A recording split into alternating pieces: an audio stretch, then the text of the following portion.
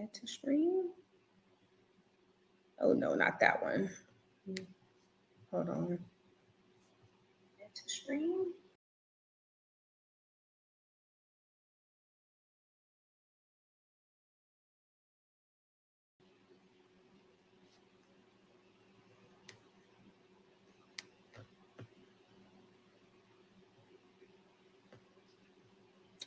Can you guys hear me?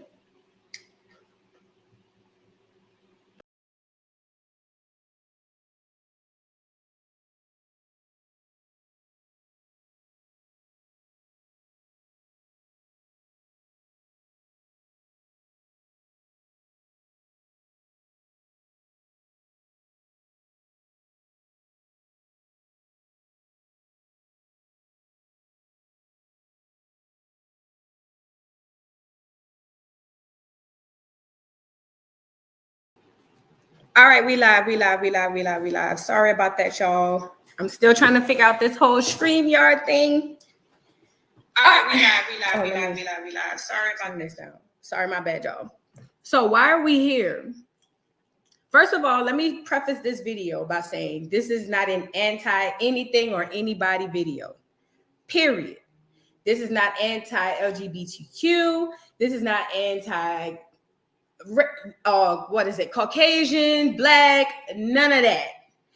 I'm just here to give you guys my perspective, or basically break down Dave's video through my perspective and what I feel and what I think that I think the message he was trying to get across, right? So I found it interesting after Dave put up this special, it was a lot of backlash, which everybody out there expected that. I mean, I don't know who didn't expect them to have backlash. Like, he even expected it. Hell, he said it in a doggone comedy show. But I think what surprised me the most is who the backlash was coming from. Now, when I say that, y'all gonna be like, well, what you mean? Like, you know who it is this community, is that community. But it wouldn't be fair if I didn't acknowledge the fact that there are different people inside of every community, right? So for instance, Black people. In our own little sub-community, African-American people, there are sub-communities within it. What do I mean by that? So you have your, for lack of better terms, your educated group of Black people. You have your well-to-do group of Black people. You have your poor, poverty-stricken, as we call them in our language, hood Black people, right? Which we love all Black people, so it doesn't even matter. The same thing applies to every single platform and every single group or subgroup that there is, right? So why am I here? Dave Chappelle's special, The Closer, it got a lot of backlash from the what we would seem to think would be the LGBTQ plus community, right? And y'all probably like, what you mean seem? Like, they already put all the stuff out there, like what? So as I start to dissect the backlash and where it was coming from and what people were saying, I started to realize, hold up, let's start looking deeper into these people who have all the issues and who's making all the noise. So that prompted me to start this live and wanted to talk about it. I do want to bring people up to give their opinion when I'm done with my assessment of it. There are some questions that I want to ask you guys, so please feel free. I'm going to drop the link whenever it's time to do so, but I definitely want to have y'all come up and give y'all's perspective of it. So if y'all read the subject of this video, it basically said that the slaves sang songs back during slavery so that the enemy couldn't understand what they were talking about. What do I mean by that? When slaves used to sing songs back then, they always used to sing about escape. They used to sing about routes to escape and all that stuff. And it was so loud yet so hidden that if you weren't in the culture and in the lingo, you wouldn't have caught it.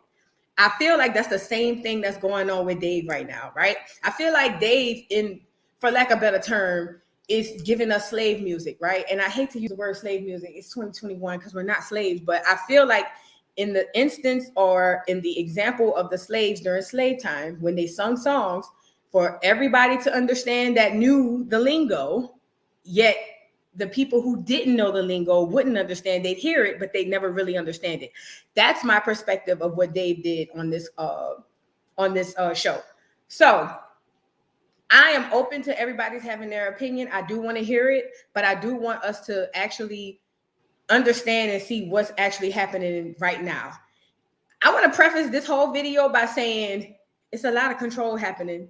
A lot. I don't know if y'all understand it or see it, but there is a lot going on.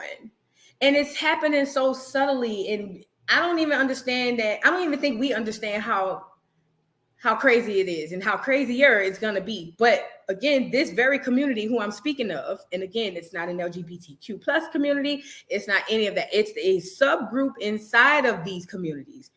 They're inside of all of them. And those are the people that I'm worried about. All right, so let's get into the show.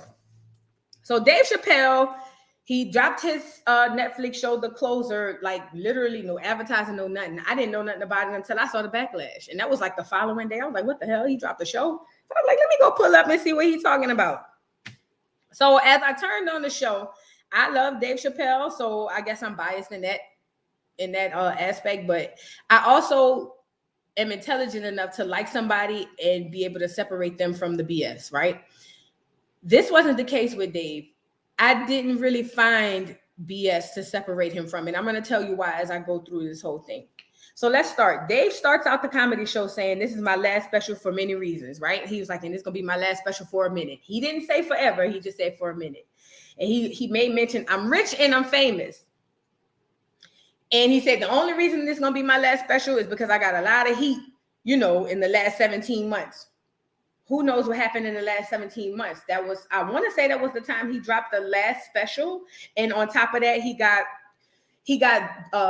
diagnosed with that thing. I don't use the words because I ain't trying to get blocked or nothing, but he was diagnosed with that thing. And everybody was just like, ha, ha, ha, I told you so, yada, yada, yada, do. So his last 17 months were hell, but he was just like, you know what? I owe Netflix this whole special. I'm about to drop it and then I'm going to chill. I don't blame him. If I had money, I would do the same thing. So he goes on to talk about, he said, don't worry about me. I'm shot up with the juice. And again, we using lingo that ain't going to be, caught up in the doggone algorithms. And he was like, I chose the J&J. Everybody knows what the J&J, because there's only a few you can choose. And he chose the J&J. He said it was the most, I don't even know if I can start saying these words, but it was the blackest decision he's ever made in his life. And he said he basically went up in there and told him, give me your third best option. Okay. He basically even made a joke saying homeless people getting this option. Why do you think that is? I did research on all of them, right? And I'll just say J&J is probably, well, they all bad, but I'm not even getting into that because I feel like that's too much. Let's move on because I don't want to start no wars or nothing like this. But he basically said J&J was the most blackest decision he's had to make. Y'all feeling the word. Y'all know what I'm talking about when I say blackest. But he said it was the blackest decision he's ever made. And he basically walked up in there and was like, give me the third best option. I want everything the homeless people are having. That tells you a lot. Read between the lines. I'm not jumping in that because I ain't trying to get in that type of trouble. I could take some trouble, but that's too much. All right. So then he goes to talking about getting the not the juice, but getting sick. He talks about getting sick, from that whole thing that was going on 2020, 2021. And he was like, He was surprised because he had been everywhere. He had been touring, doing shows. He had been all over America. He like all outside. And he was just like, when I got told that's what I had, I was like, well, damn, like, I ain't even know. Like, how'd that go? And then he goes on to say, well, he made a joke saying he must have killed thousands of people. And he said that he had to quarantine for 10 days. Now, during this quarantine, he had to be alone and he had to watch on TV Black people beating up Asians for no reason. No reason at all is what he said. Now, if you sensitive and you're not going to read between the lines automatically, you're like, what the hell? Like, what you mean? Like, what? Because if anybody out there knows anything and it ain't got nothing to do with color, you know who was the people who were dealing with the Asian hate crimes. Per demographic, it wasn't Black people. But that's the narrative they pushed, right? Because they got to push that so in order to get their bills passed and their stuff passed. And again, this is a very clear option of this subgroup of people that are taking on all these different identities inside of all these different subgroups and are literally taking control of what is going on. But they doing it so subtly, we don't even see it. It's like so much under our nose. You think I'm lying?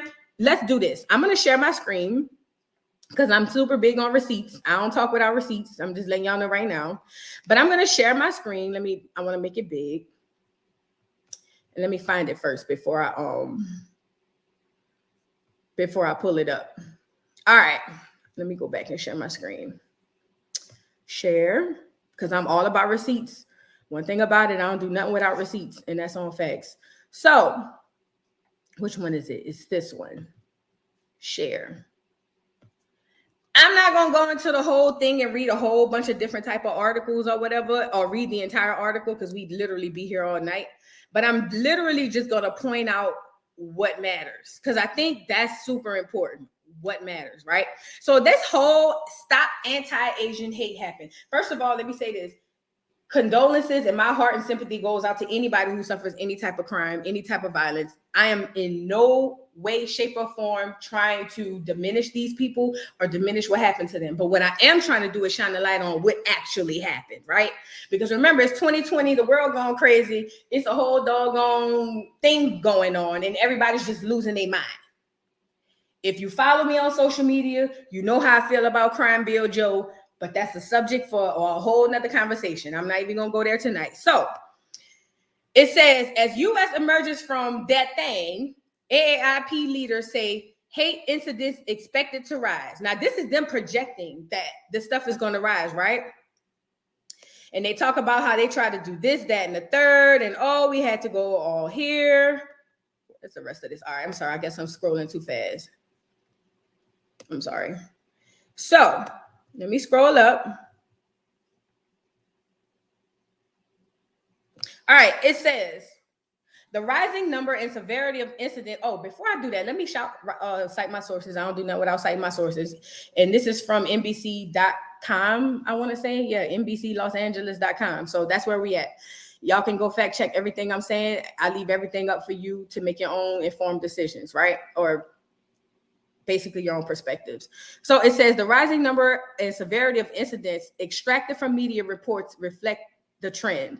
For years, anti-Asian hate incidents reported on by the media were atypical events that stoked outrage and anger, but not sustained communal fear.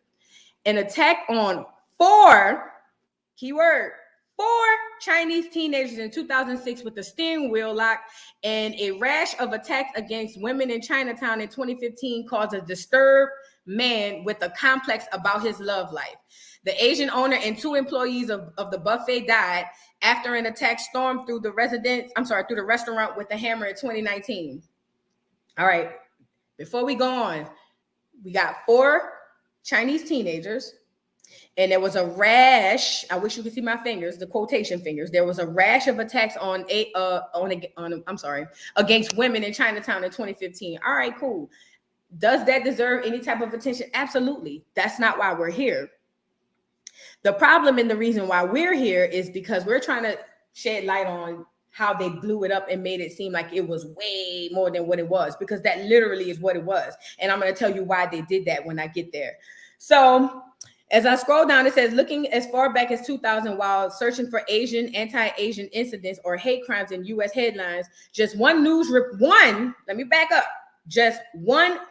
report of an attack against an Asian person older than 61 surfaced, according to a data analysis by NBC. Okay. So we're in 2021. They looked as far as 2000. They went all the way back to 2000 to find anti-Asian incidents, and they found one. That's all I'm going to say. Right? And then it says that attack happened in LA in 2017 when an 83-year-old woman known as a neighborhood grandmother was shoved headfirst onto the sidewalk during her daily greetings. That was extremely horrible. And whoever did that, I hope they suffer immensely, because that is not okay. I don't condone violence on any sort. So in 2020, using the same methodology, 4 reports of assault against Asians older than 61 were covered by the media. In 2021, as the time of publication, there were 27. So what is this article saying? Basically, we got about 30 since 2020. Well, 2000, I'm sorry, according to this article. So I always fact check my fact check. So let me go ahead and show you this other article that's going to break down the real numbers and statistics per a doggone chart and what's actually happening. All right. I don't want to get emails from you. All right. And I'm going to share my screen again.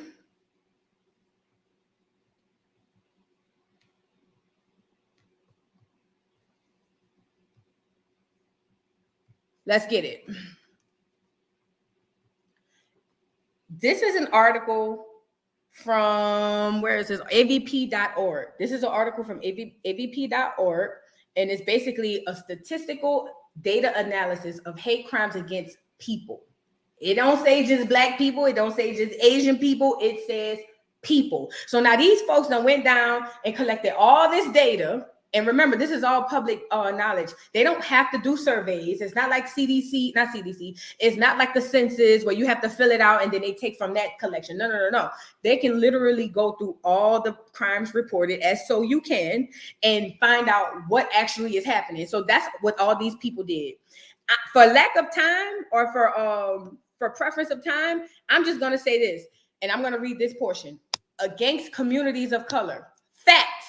The majority of victims of hate violence homicides, 89% in 2013 of people were people of color. That means 89% of hate crime victims were people of color. That doesn't surprise us. We know why that is. But if you had 100 people, 89 of those people who got cut up and messed up were people of color. Fine. Let's move on. Fact. Let me see. LGBTQ and HIV affected people of color were more likely to require medical attention as a result of hate violence when compared to other survivors. That's going to really cover into what I'm going to say next and what we're going to talk about next. But I really wanted y'all to see that portion because I wanted y'all to understand what actually is happening in that community as well. And again, this is by zero means to diminish anybody's struggle or diminish anything that anybody has. I'm simply trying to show you that there's a virus in our communities. Literally, that's all I'm trying to do. I know I can say it 50 million times and somebody gonna get up here and be like, oh, you anti this, you anti that. Girl, have several seats. Have several seats and do them collectively. Line them all up and do them collectively. I can't. So, you know what? Let me share this one. Because I think this one will give you, I think that one kind of gets into the one that I really want. All right, I'm about to share this one. This the one.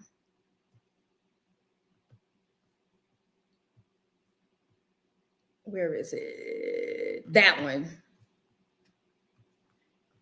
Again, for time, I'm not going to go through all of it. One recent study, let me cite my sources. This is from newsweek.com. One recent study has provided the justification for the claim that non-whites were the majority of perpetrators of Asian American hate crimes. Let me read that again. One recent study has provided the justification for the claim that non-whites were the majority of perpetrators of Asian hate crimes, right? Because see, they start off trying to get you in the okie doke, right? Let's read on. It says the study was published in the American Journal of Criminal Justice in January, and it was based on data from 1992 to 2014. That's a long time. That's 12 years worth of study that they looked over, right? Let's read on. But the study clearly indicates that the identities of the perpetrators of hate crimes against Asian Americans are overwhelmingly what? White. 74.6% of these crimes are committed by white assailants. Importantly, according to the methodology in the study, there is a 20-fold difference in cases of hate crimes reported against African Americans at what? 5,463 compared to Asians at how freaking many? 329, which explains the large difference in percentage of non-white assailants by race. Okay, what does that mean? What does that mean? I'll tell you what it means from how I understand it. What they're saying is they're finding that 74.6% of crimes against the anti-Asian movement were reported by white people. So these were white people committing these crimes. They didn't put that in the media like that, not on social media, not on the news, not none of that. Nope. What they said, oh, it's an anti-Asian thing. I think I saw something where they started talking about that whole thing happened in LA, where they had that whole uproar when that Asian lady killed that young black teenager because she thought she was stealing or something like that. And then the whole city rioted, as they should. I digress. I'm not going to go there. I'm trying to get back on track. So, but this is saying that it's a 20-fold difference in cases of hate crimes reported against African Americans. So we have had a 5,463 crimes reported, and the Asian Americans has had 329. Why does this make sense? Because who are the people doing the crimes? They don't necessarily have any issues with Asian people. Their biggest issue is with people of color. How do I know that? Because I walk in black skin on a daily basis. So what does that say? That says that this whole Stop Anti-Asian Hate crime bill that Crime Bill Joe done went around there and passed. Why haven't we gotten ours? Why haven't we gotten any bill for us? I think that's the bigger question, because I don't think people want to really understand and want to talk about it. Why are we talking about anti-Asian hate, but we have yet to see anything for anti-Black nothing? I don't understand. Lawrence Taylor says, spiritual music. Shout out to Lawrence Taylor. If you don't get or understand Dave Chappelle's joke, then you're not intelligent enough to understand his comedy, because a lot of his jokes will go over your head. His jokes are based on current events of today's world. Exactly. Let me tell y'all something. In my opinion, and this is just me, and everybody got an opinion, and I'm not saying I'm right and you wrong, but I'll say this. If you cut back, first of all, take your emotional glasses off, right? Take it all off. And you literally listen to what he's saying, word for word, bar for bar, in my Soulja Boy voice. The dude is literally giving you all type of what do you want to call it? Civil rights stuff in a comedy setting. There has not been a comedian that has done it to the magnitude that Dave has done it, especially on the stage as big as he's had it, and has taken as much of the backlash he's taken just for it. Y'all have to recognize everything. See, as Black people, we super emotional. I know that. I'm a Black person. I'm a Black woman. So I know we emotional. But we got to start taking them emotional lenses off and start really looking at this stuff and understanding what in the world is going on, because it's a lot going on right up under our nose and we don't even know it. Like, we literally don't know it, because we so kumbaya, let's sing and dance and have a good time and slap five and eat and drink and all that stuff. But it's a whole lot happening in our community and to our community that affects our community more than any other community that we're not even getting. So when Dave Chappelle said he was on stage, he was at home quarantined for 10 days, and he was watching all these he's watching all these Black people beat up on these Asians. It was humor, and it was basically, what's the word I want to use? He was being facetious. He was being funny. You and I know, and everybody out here knows, that it wasn't no doggone Black people running around beating up on no Asians. Nowhere, no how, no when. Period. So that's one that went over people's heads, and I kind of wanted to shed light on that. But now that y'all know that Black people are disproportionately targeted by hate crimes more than any other person of any other group, of any other race, then this whole anti-Asian thing that they pushed, just something to kind of see, let me test the water, stick my big toe in and see what we can get off on them. That's where we at with it. Let's move on. So he goes on to talk about, I'm sorry, he said he beat up okay, we're past that. But he also mentions that he never got sick at all. And he was just like, I am the Magic Johnson of that thing. I ain't gonna say the words. He was just like, I am the Magic Johnson of that thing. What does that mean? Who remembers when Magic Johnson was originally diagnosed with HIV? I think it was like the late 80s or the 90s or whatever it was. And when he was diagnosed with HIV, literally everybody was like, they ain't want to touch him, they ain't want to be around him. Oh my God, he's this, he's that. Oh my God, it's so horrible. Well, then it turns out he came back saying they can't find no HIV traces in him. Right? So then the world was like, wait a minute, hold up.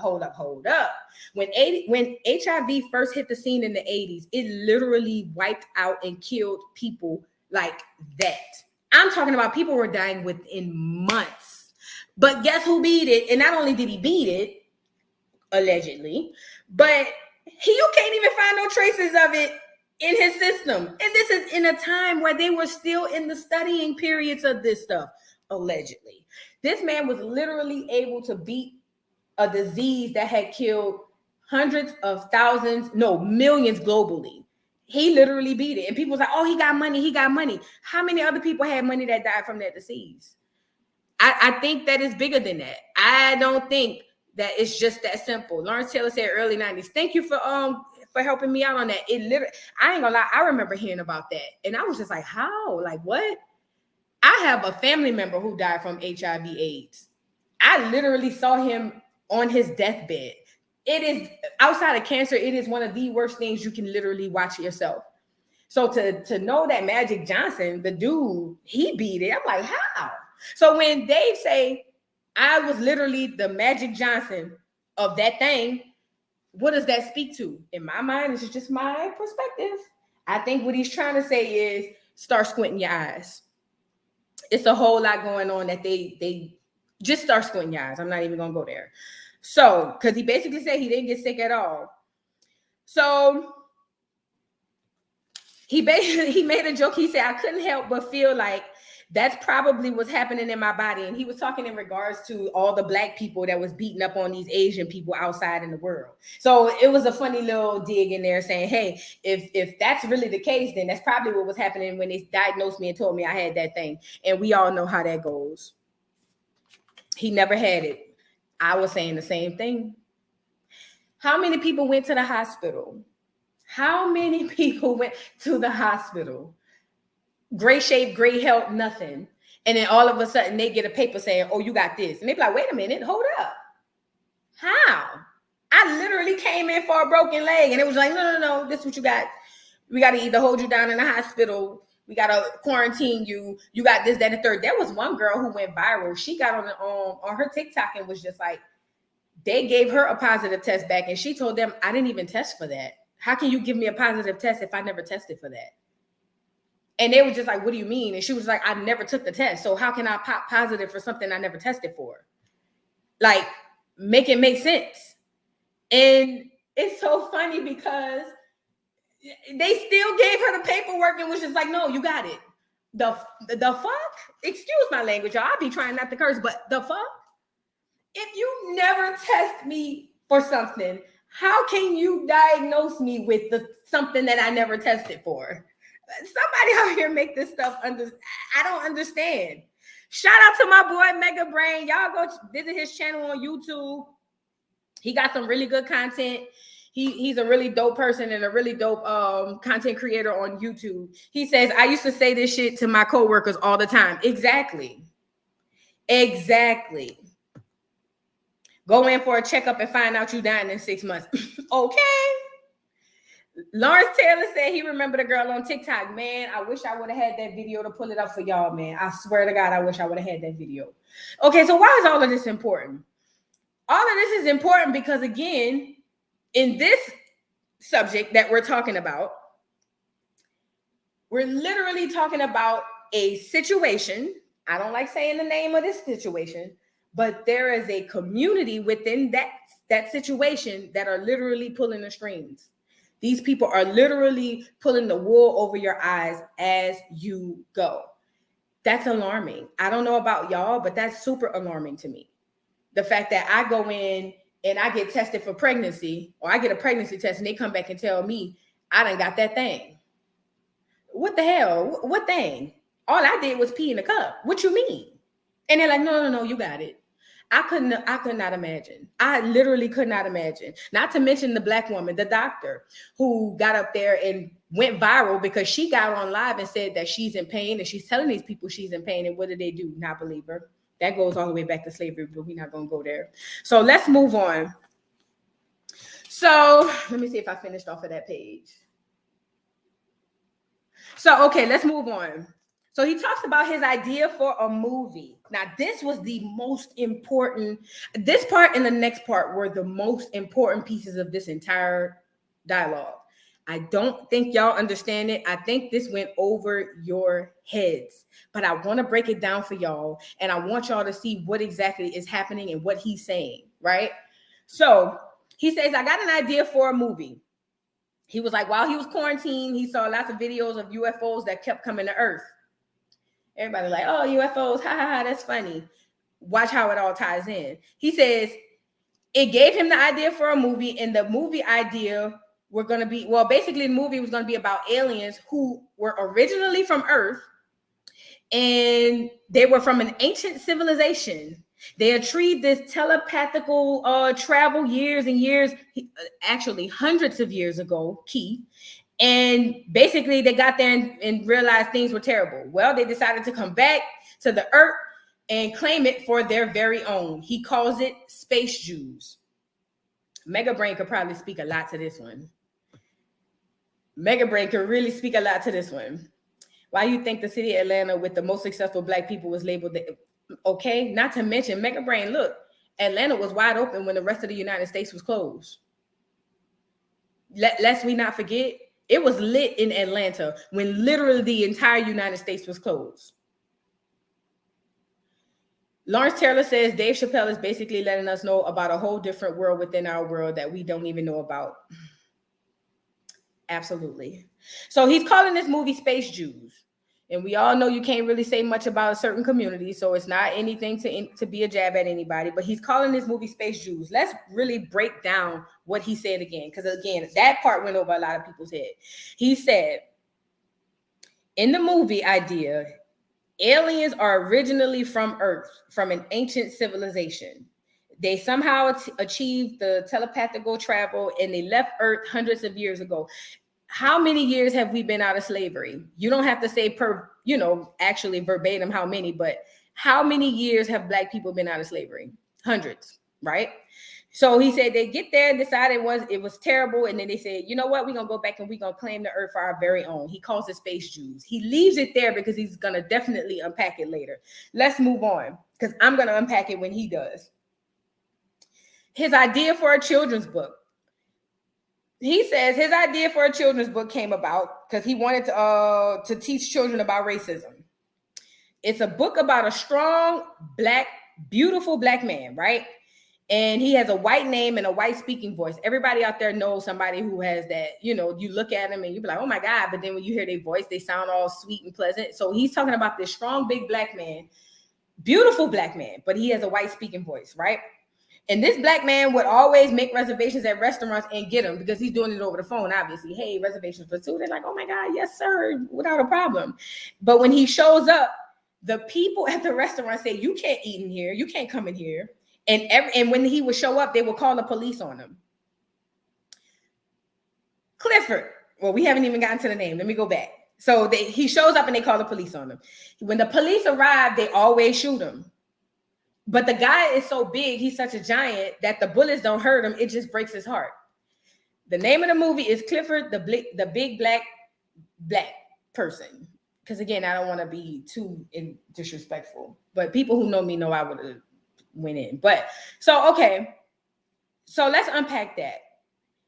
He's writing a children's book. And we get this as all jokes. But he wants to write a children's book to teach children about racism.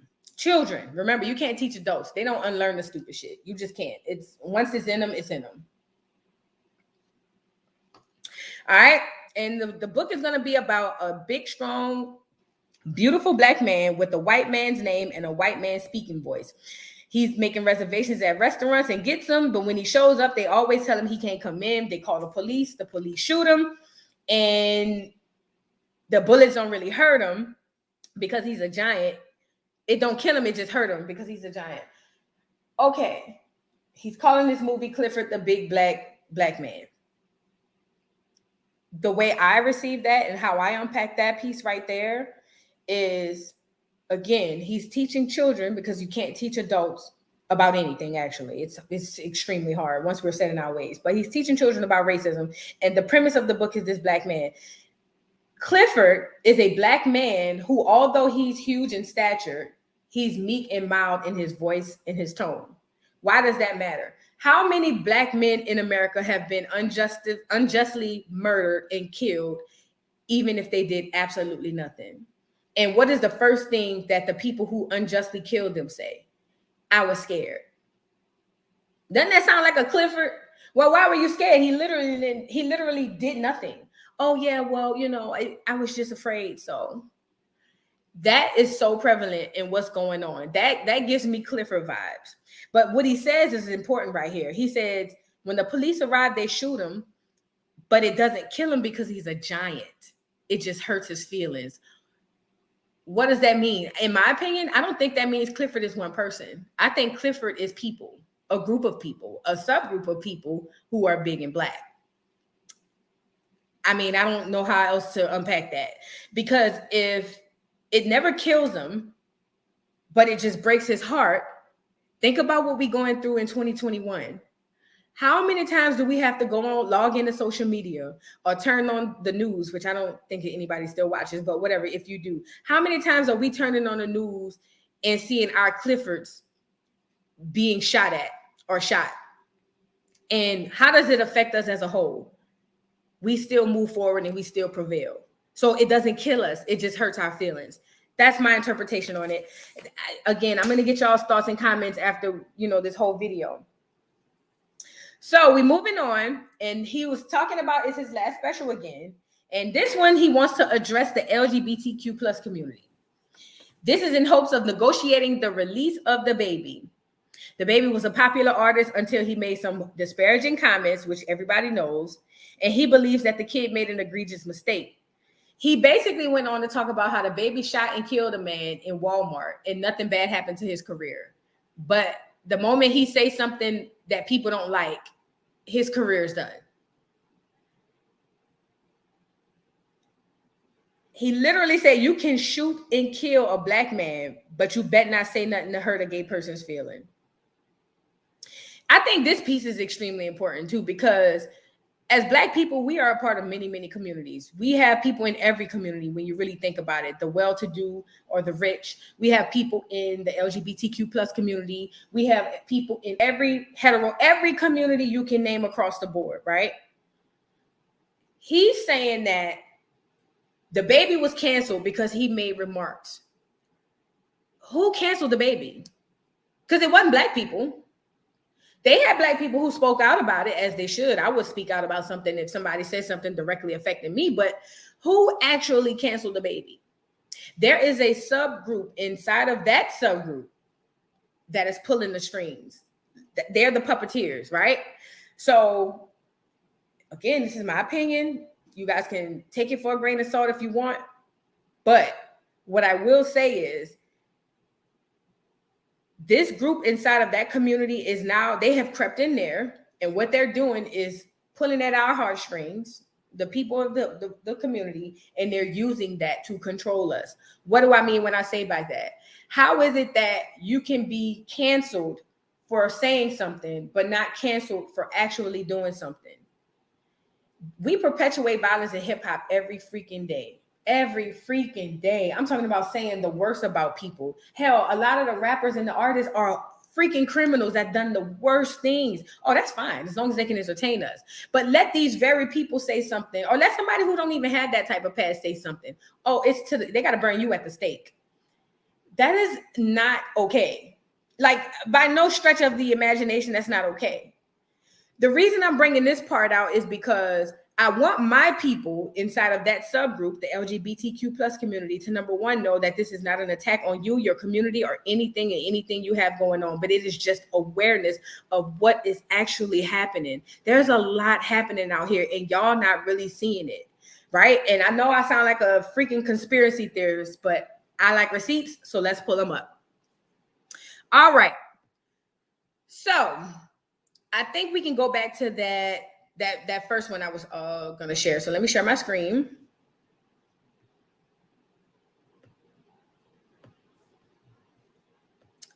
And we'll go here. That's where I was going for the first time, but let's just go back there and we can really like tie it all in. So this article is hate violence against communities of color. Before we get into this, anybody who's listening to me, if you are inside of that community or if you are kin to that community, close to that community, riddle me this. Do you feel that Black people inside of that community get as much justice and as much awareness as the people of Caucasian descent or other people in that community? I'm going to tell you right now, from my opinion, from the outside looking in, I'm going to say no, because all I know is what's put out there for us. And from what I see was put out there, I've seen so many young trans women that were abused, that were killed. I mean, you might hear people say a couple things, but then that's it. But let it happen to one person of no color. And what happens after that, right? Like, it's a big thing. Like, oh my God, you can't. They go from canceling to want to put you in jail and all types of stuff. The people, to my Black people inside of the LGBTQ plus community, let's start really looking at what's really happening. These people are literally disguising themselves as you in order to control not only you, but the masses around you, because they're not doing anything for you personally. This is all about them. Let's read this article. Hate violence against communities of color. And we can go back to read what I was saying. Fact, the majority of victims of the violence homicides were 89% in 2013, and they were people of color. Fact, LGBTQ and HIV affected people of color were more likely to require medical attention as a result of hate violence when compared to other survivors. Fact, Latina survivors were more likely to experience police violence. And fact, LGBTQ plus Black African American people were more likely to experience physical violence, threats, intimidation. Let's read this, because I think this is extremely important. Black survivors were 1.4 times more likely to experience any physical violence and 2 times more likely to experience threats, intimidation during incidents of hate violence. The experience of hate violence, therefore, is disproportionately impactful for LGBTQ and HIV affected Black individuals. Let me read that last sentence again. This experience of hate violence, therefore, is disproportionately impactful for LGBTQ and HIV affected Black individuals. What does that mean? That means of all the people of color that are being affected by hate crimes, Black people are being disproportionately affected by these crimes. What does that mean? How is it that a community who claims to identify with everyone in its community can turn a blind eye and a blind ear to something like that, but they refuse to acknowledge? Well, no, I'm sorry, not that they turn a blind. Well, yeah, they'll turn a blind eye and an ear to that. But what they'll do is turn around and say, if somebody say something about one of them, oh, it's on. Oh, you can't do that. What you mean? You can't do that. Mega Brain says they are co-opting Black struggle like all foreigners do, but supporting Black people struggle, but not supporting Black people struggles. Exactly. That's the word. That's a better word, co-opting.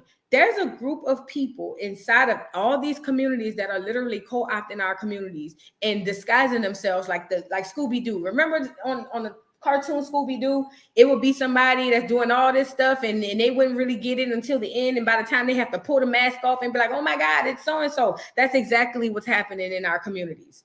And in the communities we are a part of. The LGBTQ plus community literally has disproportionate crime rates on people of color. Yet and still, how much of that is being acknowledged and recognized and even being targeted as far as let's do a stop this train on this.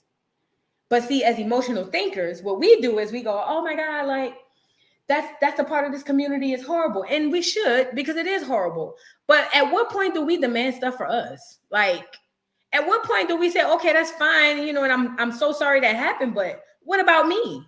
What about people who look like me? What about the young trans Black woman who looks like me? What about the young gay Black boy who looks like me? What about the young Black lesbian female who looks like me? What about me? Like, at what point do we say, what about me? But we take that umbrella that they put out there to the media and they say, oh, crimes against trans women are so horrible, and trans people and LGBTQ plus people, it's just horrible. And as a person who goes through that, period, you go, yeah, you're right, because you are right. It is horrible. But when you really start to peel back the layers, you understand that don't necessarily apply to you. That apply to that small group that done crept up in there like Scooby-Doo. You understand what I'm saying? When he brings up the baby, let's go back to Dave Chapelle, and he says that he can shoot and kill a man in Walmart but not be canceled. What does that tell you? What exactly does that tell you? That literally tells you that this community, because this is the LGBTQ plus community that's allegedly, no, not allegedly, they are the ones who canceling him. I saw one black coalition for something, and I kind of got upset for a second. Then I thought about it. Just because they say they're the black coalition don't mean nothing. A lot of these black coalitions be led by the same people in them sub-communities that's creeping into sub-communities for that matter. Lawrence Taylor says, that's just like the feminist group that don't do anything. Oh, I'm getting there. Oh, Lawrence Taylor. I'm getting there. I got something great for that. I got something great. Oh, because we tackling everything he talked about. We tackling it. Dave goes on to say, is it possible that a gay person can be racist? Everybody in his audience and everybody out here can actually say, absolutely. Of course, anybody can be racist. It's not gender specific or sexual identity specific. And then he goes, y'all are confusing the emotions. I don't hate y'all. I'm just jealous of y'all. He goes, we've been trapped in our predicament for hundreds of years. How did you make that type of progress in decades? Again, when we talk about the progress they've made, who's benefiting from that progress? How many young Black, trans, or people in the LGBTQ plus community are getting justification or getting justice, for the things that are happening to them? I'm gonna tell you right now, I ain't never heard of none. Maybe one. I think I heard of one in Houston, a trans woman, but I don't even think she got justice. I think they just kind of like talked about her on the news. Or when the NRA defends white people's guns right, but not blacks. Okay. Y'all got to start paying attention to this stuff. Let's move on because I don't want to be here all day. Now we get into the meat and potatoes, right? So he started talking about how he got into a fight at a bar with a gay white man. And he was about to fight the guy, but the guy called the police. And he says gays are minorities until they need to be white again. What does that mean? If you're a Black person inside of a gay community or an LGBTQ plus community, can you pull your white card? Can you literally pull up your white card and say, oh, you know what? I'm going to be white again now. No, you can't. Who is he talking about? The people that are creeping into these organizations and are literally taking them over, and we're not even seeing it. Let's move on. He says he knows that a Black gay person wouldn't have called the police because we're all Cliffords. That ties us back to the whole Clifford, the big black man. What does that mean? A Black man not gonna call the police on fighting another Black man because he don't know. At the end of the day, when the police pull up, he don't know who the police gonna go after. Even if he the victim, the police could literally be like, "Get him," and they were like, "Wait a minute, hold up! I called you." We've seen it happen on many occasions, like many occasions. So when he says that, he basically is saying that these people that are in this community are using their race card when it benefits them. Meaning, yeah, I'm LGBTQ plus, but the moment somebody that I don't like mess with me, I'm going Karen on them. How do they get that privilege and everybody don't? He moved on to say lesbian women claim there was a lesbian woman claim he beat her up in a nightclub and called TMZ. And he said basically, I guess he was talking to a female and she came and confronted him. And they were getting ready to fight. He said first he didn't know she was a woman, but he said they were starting to get into a fight. And she swung first and missed. I thought that was funny. This lady literally approached a man and decided she wanted to swing on him in defense of her woman. I ain't judging on that. Do what you got to do to defend your woman or whatever. But at what cost? Like, okay. So he starts to talk about a lady at the mall. He says he was at the mall and the old white lady was following him to his car. He says the lady says, you don't like women. He said he went home and Googled the definition of feminist. And the definition from Webster's dictionary said that it's a person who believes in equal rights for women. So he says, by definition, I'm a feminist. And to be honest, I didn't know that's what the definition said. I never even looked it up. I should, but I didn't even know that. So he said, so by definition, I'm a feminist. So the lady, I'm sorry. Oh yeah. So he said he called one of his lady friends to go to the feminist march. And she said she hoped those white bitches get tear gas. That was hilarious. What does that mean? If a woman won't go to the feminist march, what does that tell you? And that gets us into this very, very, very, very, very important piece that I want to talk about right now.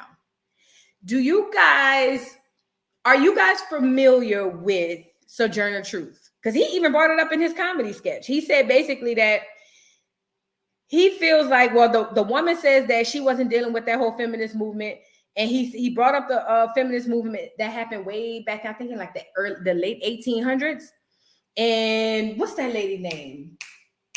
I forget, but a white lady was throwing a meeting basically for women to come out and speak and give speeches on what they've gone through and how they deserve equal rights and all this stuff. And he said that she didn't want Sojourner Truth to talk, but Sojourner Truth being a black woman, I already know, she was just like, I'm talking. So Sojourner Truth got up there and did a speech called Ain't I a Woman? So what I did was I was able to find that speech from Madam Sojourner Truth, who I take my hat off to, because she was bold enough and brave enough to say, you know what, I don't even care. I'm gonna get up here and say my piece anyway. And that's black women to this day. So I'm gonna share my screen. And I want y'all to listen. Sojourner Truth, 1797 to 1883. Ain't I a Woman? Delivered 1851, Women's Convention, Akron, Ohio. Well, children, where there is so much racket, there must be something out of kilter. I think that twixt the Negroes of the South and the women at the North, all talking about rights, the white man will be in a fix pretty soon. But what's all this here talking about? That man over there says that women need to be helped into carriages and lifted over ditches and to have the best place everywhere. Nobody ever helps me into carriages or over mud puddles or gives me any best place. And ain't I a woman? Look at me. Look at my arm. I have plowed and planted and gathered into barns, and no man could head me. And ain't I a woman? I could work as much and eat as much as a man when I could get it, and bear the lash as well. And ain't I a woman? I have borne 13 children, and seen most all sold off to slavery. And when I cried out with my mother's grief, none but Jesus heard me. And ain't I a woman? Then they talk about this thing in the head. What's this they call it? Intellect. That's it, honey. What's that got to do with women's rights or Negroes' rights? If my cup won't hold but a pint, and yours holds a quart, wouldn't you be mean not to let me have my little half measure full? Then that little man in black there, he says women can't have as much rights as men, 'cause Christ wasn't a woman.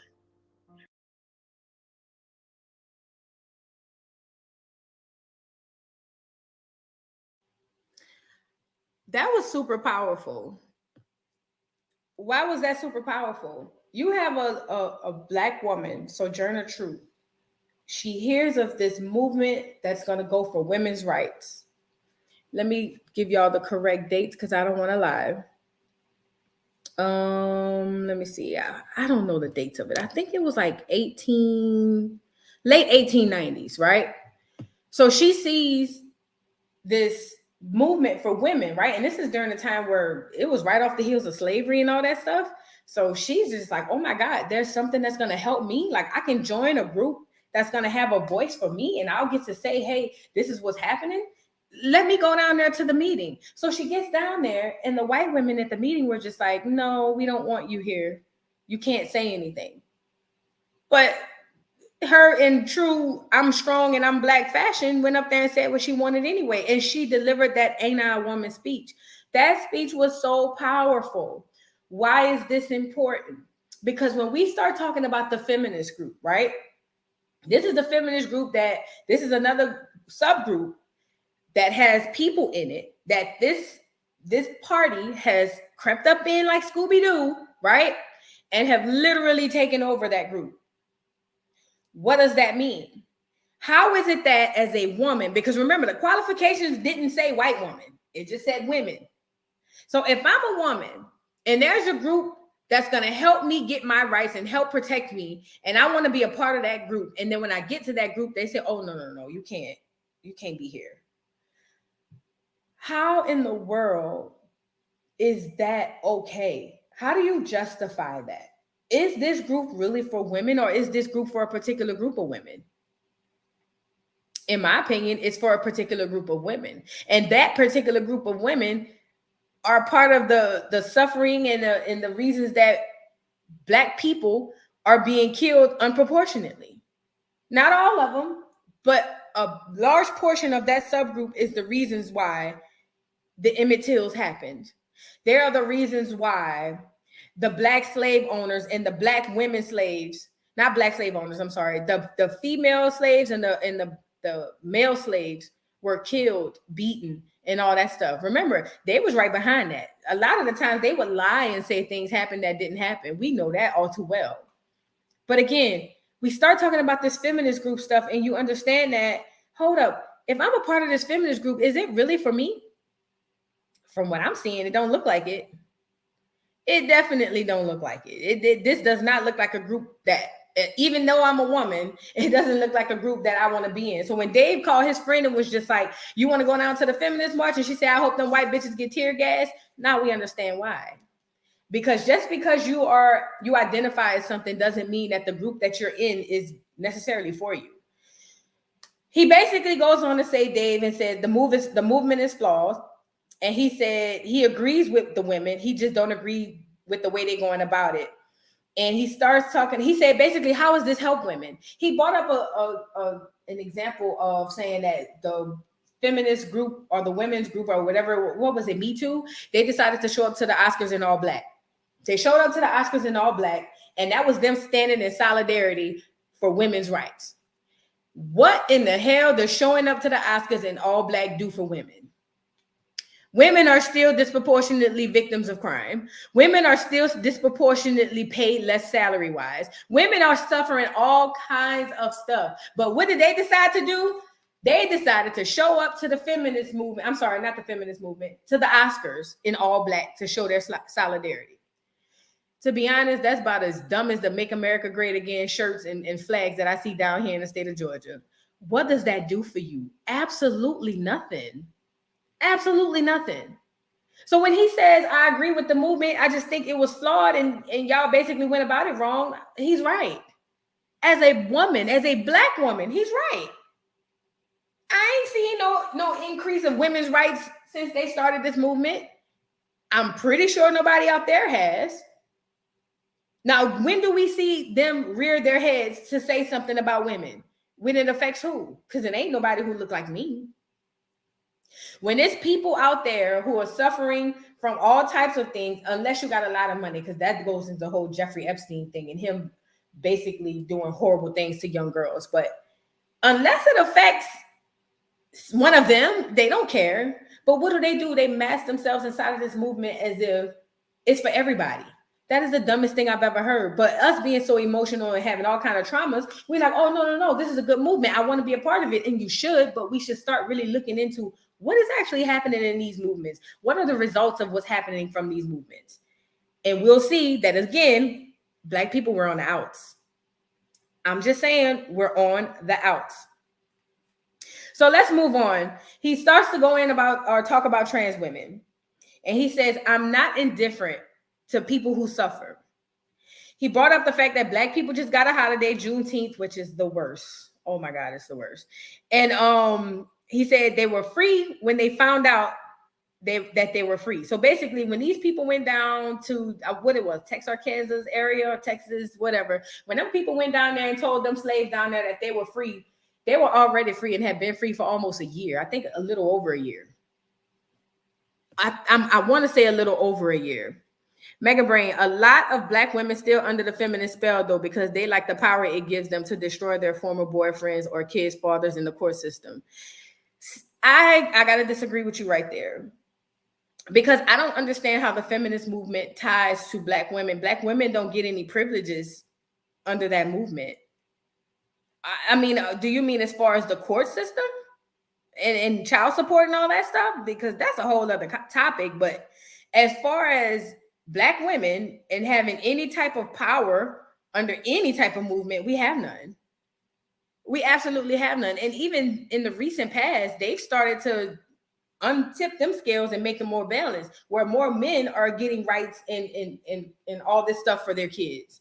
So I think that's a whole other subject. We could tip on that too, but I don't think that applies to this, because I think a lot of people use that feminist word very loosely and they don't really understand what it entails. I'm just saying. All right, so let's move on. So he's talking about trans women, and he says, I am not indifferent to people who suffer. He says Black people just got the holiday Juneteenth, and the people that found out they were free when they found out they were. Okay. He says there was a Black man who was granted freedom and he made a lot of money because I guess he was doing some type of farming or sharecropping or whatever. And when he made it and started making a lot of money, he literally bought slaves. He employed cruel tactics so bad that it shocked the white people. The white slavers, they was like, hold up, that's a lot, right? And his question was, how could a person who went through slavery do that to people who look like him? And he tied it in back to the movie Space Jews. Let me say this. I gotta put on my psychology hat. Got a degree in it, all right? So when you think about a Black man who was a slave and he finally gains freedom, and then when he gets this freedom, he becomes successful, and then he turns around and inflicts the exact same pain, harm, and even worse onto the people who look like him and went directly through the same thing that he's gone through. How does that show up in 2021? If anybody works at a job, any type of corporation, any type of job, any type of company, how many of you have been friends with somebody that you work with? And when I say friends, I use that term loosely. I'm sorry. Like y'all cool. Like y'all cool. That's my boy. We cool. And then all of a sudden your boy get promoted. And then it's just like in your mind, you're like, oh man, that's cool. You know, my boy got promoted, but we still good. It's all, you know, we'll be fine. Well, then once your boy get promoted, he start to act different. And you just like, wait, hold up, bro. We used to be chilling and doing our thing. Like, what you mean? And the dude go like, yeah, I can't really rock with you like that. Like, I got to do this, that, and the third. It's understandable to an extent. But then he literally flips it and start being your arch enemy. What do I mean by arch enemy? Writing you up for things. Basically setting you up for the kill, and not necessarily setting you up, but basically setting it up for them to basically fire you whenever and if ever they're ready, right? And you're like, hold up, these people did the exact same thing to you when you were down here with me, but now you get this position, and all of a sudden you trying to cause my demise? Like, how does that work? That literally happens every freaking day of the week. Every fucking day of the week when we start talking about Black people in the workplace. I know. It happened to me. It literally happened to me. I worked with a girl where these people did us so dirty. If I told y'all the stories, it would be horrible. But as soon as she got promoted, I'm talking about the ink wasn't even dried up on the papers when they signed her promotion. She flipped. And guess what they did? Started using her to pull the strings. And it wasn't just me, it was other people, but it was just like, damn, like you literally forgot they was just doing this to you. Like, how does this work? That's how that shows up in the world in 2021 when we talk about the Black man who owned slaves.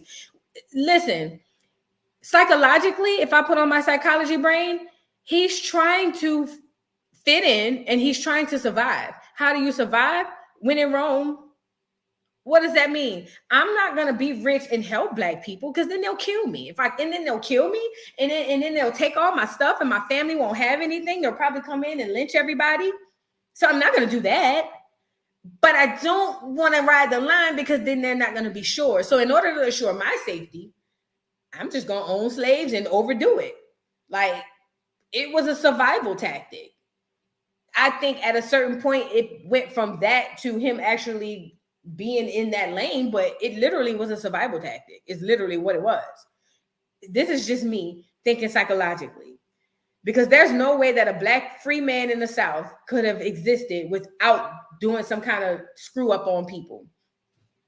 So he starts, let's go back to Dave Chapelle. He starts to talk about this woman who called him transphobic in a nightclub, and she went to the media and basically said that he was punching down on them. Now, this one was super interesting.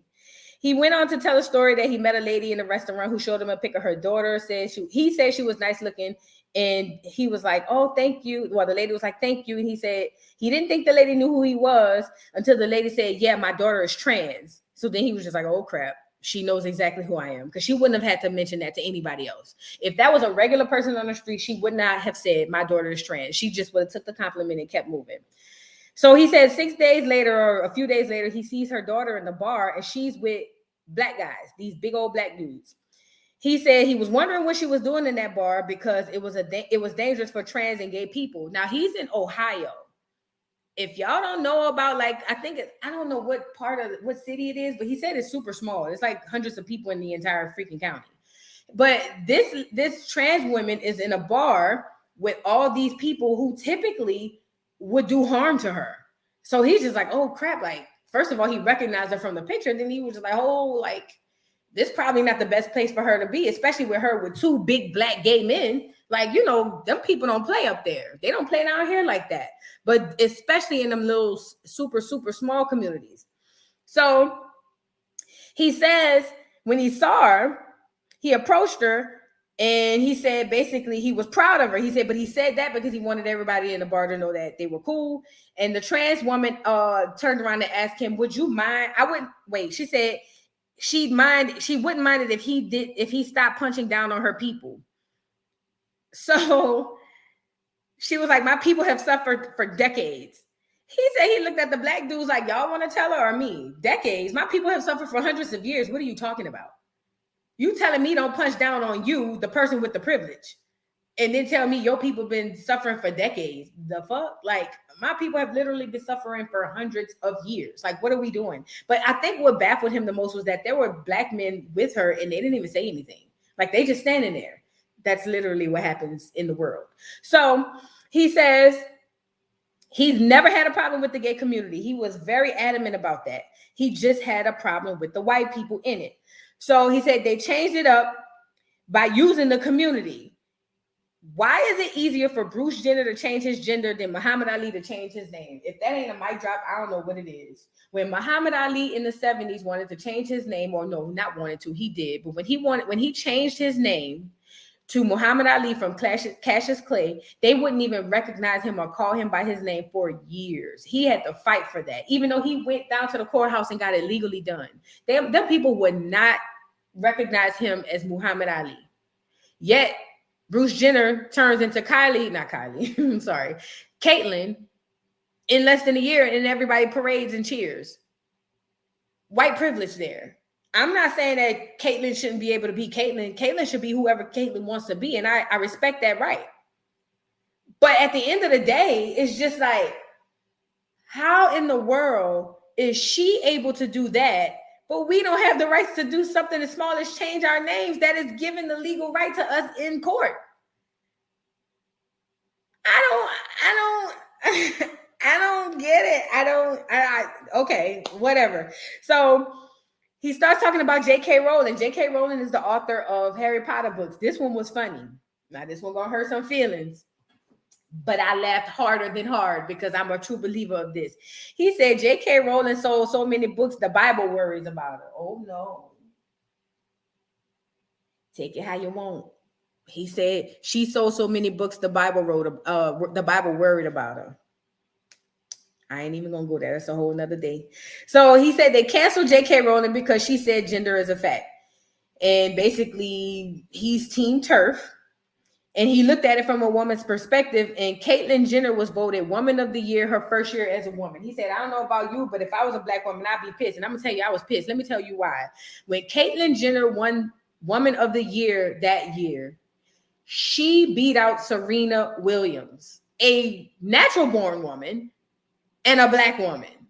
So a white man who's trans into a white woman has beat out a natural born black woman.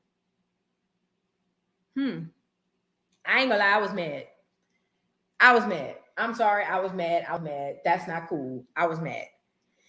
He goes on to talk about the transgender woman he met named Daphne. Oh my God, let me see. I want to see if I could send this to my email because I really, really, truly, I posted it, but I think they took it down.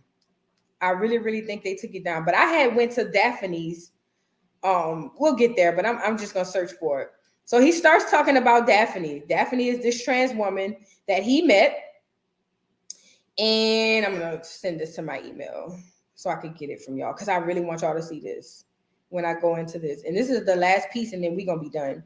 And then I'm sorry, I'm going to let y'all come up and, say what y'all want to, say or whatever. So let me email this to myself because I don't think I can get it from here. All right.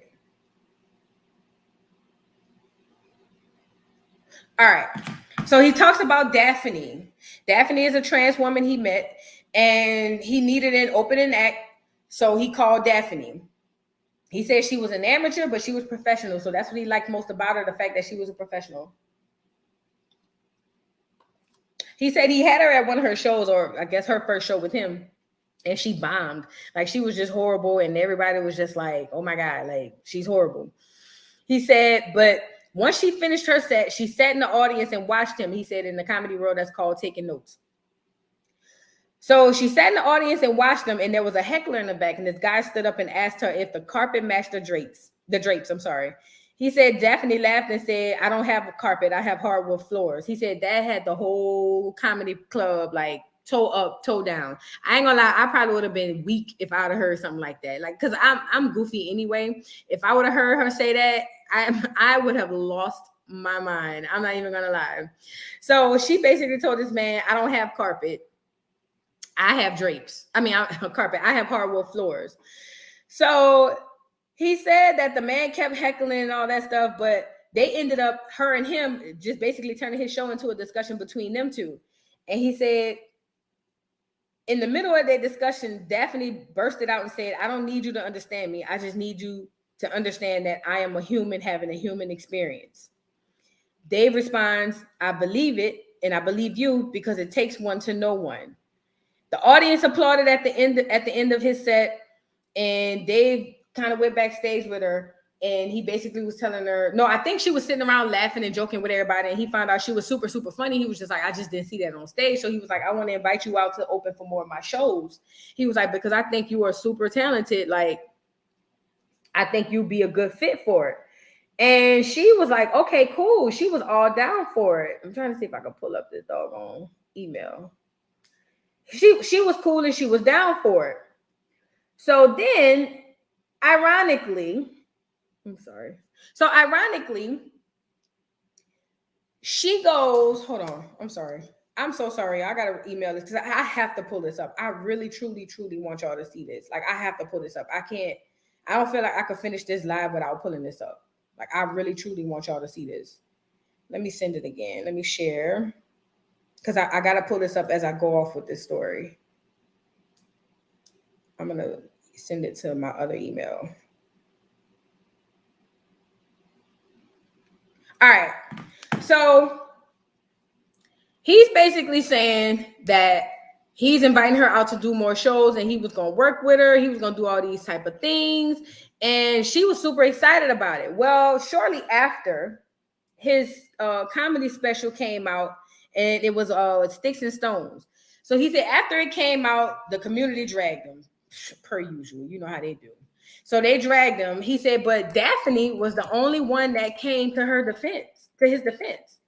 And he was like, that's shocking because normally people don't go against their own. Like, you know what I mean? And we Black, we know how that go. Like, you typically won't go against your own. So he was just shocked that she even stood up for him. And let me pull this up. I'm about to open my email up right now and grab it. How do I freaking, let me see. So basically, Daphne, while I'm pulling it up, Daphne defended him, and he said the trans community dragged her. I'm talking about drug her for filth. This is her own community now. Now that makes you say, who would do that to one of their own? Could it be the people who crept inside of this community and decided to hijack it and co-opt it, as Mega Brain said, and corrupt it? Because how in the world can a community who claims to stand for so much and so, you know what I mean, we're so pro us, how in the world can you then turn around and drag one of your own people? Like, none of that makes sense to me. So they ended up dragging Daphne, and unfortunately, Daphne ends up committing suicide. I know that's probably gonna get flagged on another channel, but she ended up committing, having something really bad happen to her. He didn't say that it was directly connected to the Twitter dragging. He said he's pretty sure it wasn't connected to the time they had or the night they had in the club. But I think he basically said that he thinks that it was just so convenient that, shortly after they dragged this lady, you know what I mean? Something as tragic as this happens. That's insane. Like, I don't understand how. I don't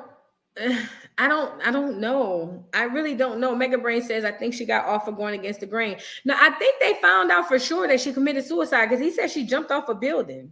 He even made a joke and said, clearly, she said she was female identified, but clearly a man would do that. That was funny, and people were like, oh my God. But he said, as a comedian, she would love that joke. And he was basically saying that to say, she's not a part of your community. She's a part of mine. And that was extremely powerful because you got this person who everybody is saying is anti this, he's anti that. And this man literally just said, no, she's with me. Like, she's my people. So how can you be anti this, that, and the third if you understand what I'm saying? Like, if these same people are dragging you, let me see if I can blow this up. Is it gonna let me blow it up? Let me see. All right, yes. This is the actual tweet. So they took it down. Shoot, where did it go? They took it down like right after I posted it. I even got something saying that I can't post this and that. And I was just like, it's literally just a tweet. Like, I don't understand. But I believe they took it down. Let me open it up again.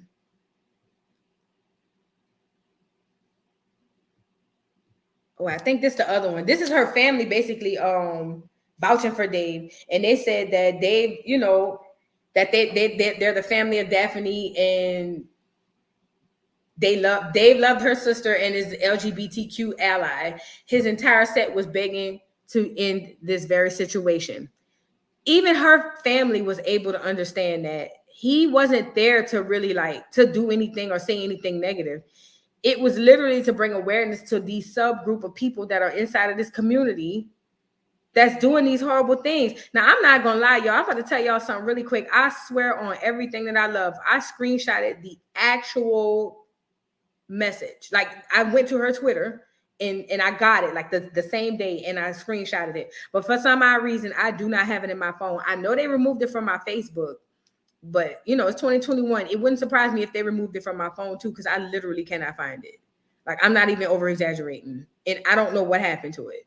But for all intents and purposes, this is what we have now. But it's basically her family is standing up saying, look, Dave was literally, his whole time on all this was to show y'all that this is happening. And he was begging y'all to stop it through his whole set. But this girl, Daphne, got up there and took up for Dave against all odds, and they drug her.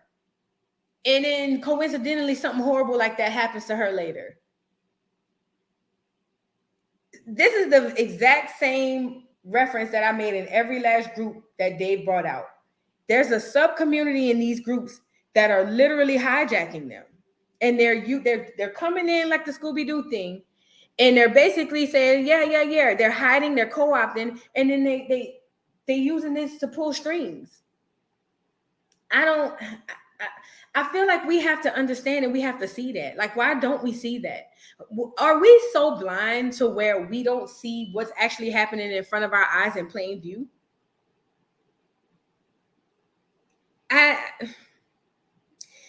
Dave says he has empathy for, he says empathy is not gay. It's not black. It's bisexual. It must go both ways. Taking a man's livelihood is akin to killing him. Please don't abort the baby. This is how I know that this situation, him bringing up the baby, this shit is way bigger than the baby. The baby is just, he just happened to be the face of what he's trying to talk about and the point he's trying to drive home. But he says, taking a man's livelihood is akin to killing him. Please do not abort the baby. He goes on to say, they took the Oscars away from Kevin Hart after he got it. And he's a strong guy, but I'm sure it broke Clifford. It broke Clifford's heart. And he says, I'm not telling another joke about the LGBTQ community. All I'm asking is just please stop punching down on my people. That was powerful as fuck. Like, he literally got up there and said, I ain't trying, look, I'm calling truce, I'm waving a white flag. I won't say nothing else. I'm just asking you to stop creeping into these sub-communities and literally taking over them and then punching down on my people, but disguising it as if we're punching down on you. How is it that a black man have the power to punch down on anybody of any type of power in any place, anywhere? When in history has a black man ever had that type of power? And you can give me the richest black man in the world. That was my take from this whole thing. It's deeper than rap. It's deeper than what these folks is up here saying. Like, it's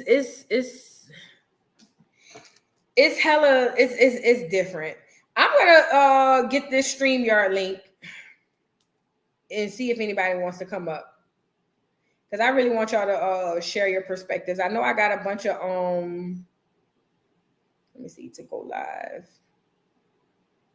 I know I got a bunch of comments from people, but I really and truly want y'all to come up and share your perspective of what y'all think is happening and what y'all think about this whole stream. All right, so let me get the link. Let me see, it should be, I'm not here. I probably should have had that already. That's so messed up. Let me see. Y'all bear with me. I'm finding the link for y'all to come up.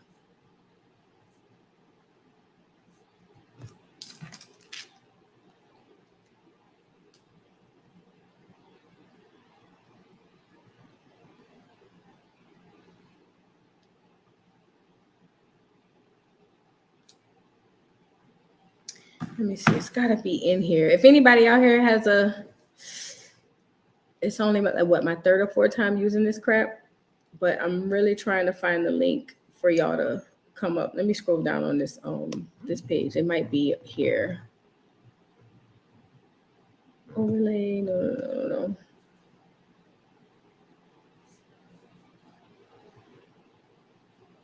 Oh, I think I got it. Got it. Copy the clipboard. I got it. All right. I'm putting a link in the chat.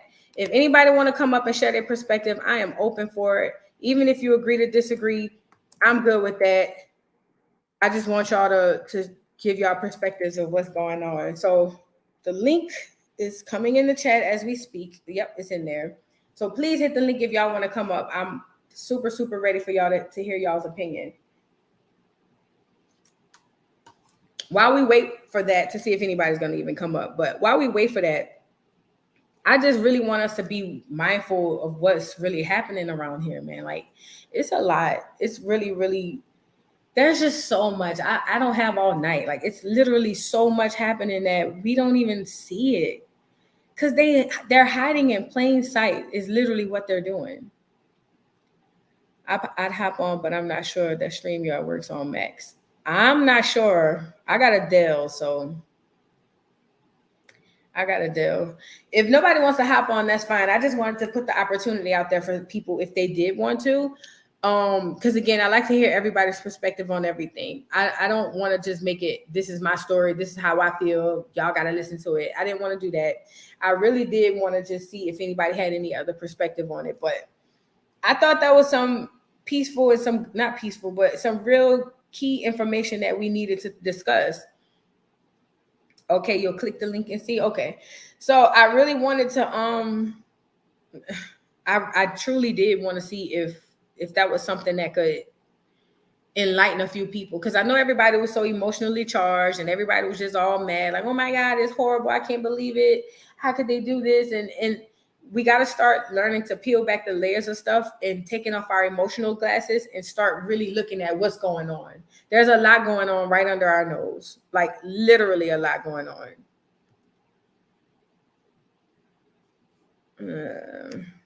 I don't think we understand. And there's a lot going on that we're not even taking account of in regards to the stuff that's happening around us on a day-to-day basis.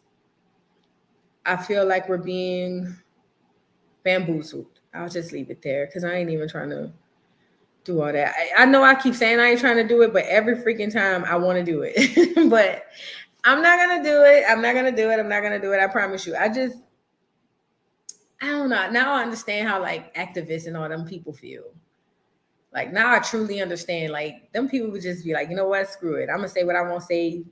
You know how Malcolm X was like, if they kill me, they kill me. I'm gonna say what I want to say regardless, though. Sojourner Truth, Fannie Lou Hamer, which is one of my favorite Black women of all times. Like it is what it is. Like sometimes you have to just be bold and courageous because sometimes it actually the benefit outweighs the risk. I'll say that.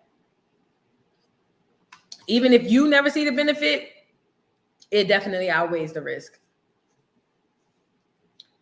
Mega Brain, I don't think it's working. I don't know if you clicked on it yet, but I haven't gotten any notification that you're asking or requesting to join.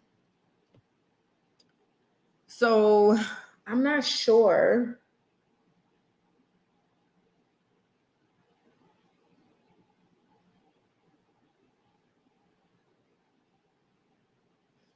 Yeah, I don't think anything's coming up, but oh, there we go. I think you're here. Let me Can you see me? I absolutely can. Something's wrong with my audio. Over there. Hold on. Okay. Can you say something? Yep, can you hear me? I don't know what the fuck is the matter with my audio. Because I can't hear you if you're talking. Oh, really?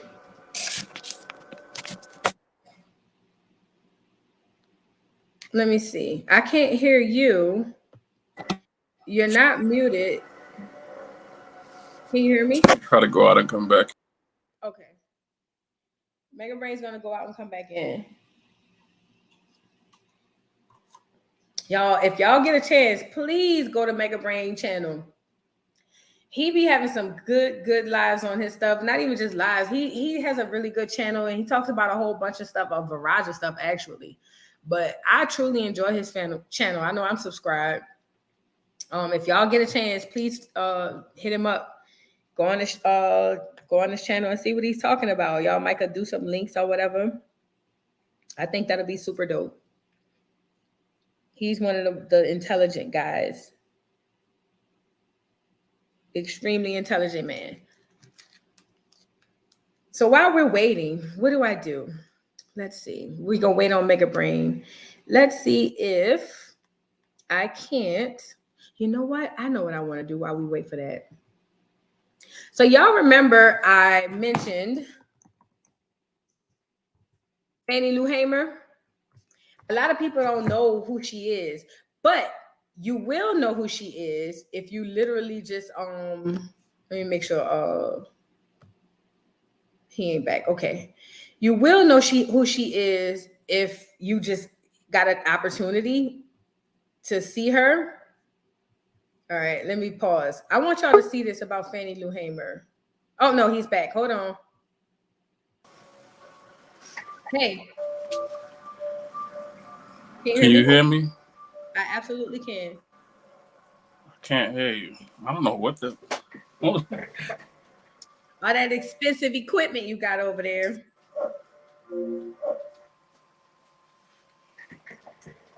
Every time.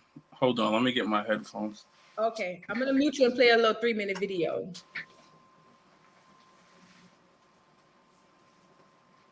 Let me share my screen, y'all. Wait, he might get here now. All right, how about now? I can hear you perfect. Can you hear me? All right, yeah, now I can hear you. I don't know why, but when I come inside of the chat room, I can't. My iPad won't play the volume. I can hear you fine when I'm just watching you on YouTube. That's weird. I don't know what it is, but uh, definitely a nice little stream we got going on here and some powerful conversation.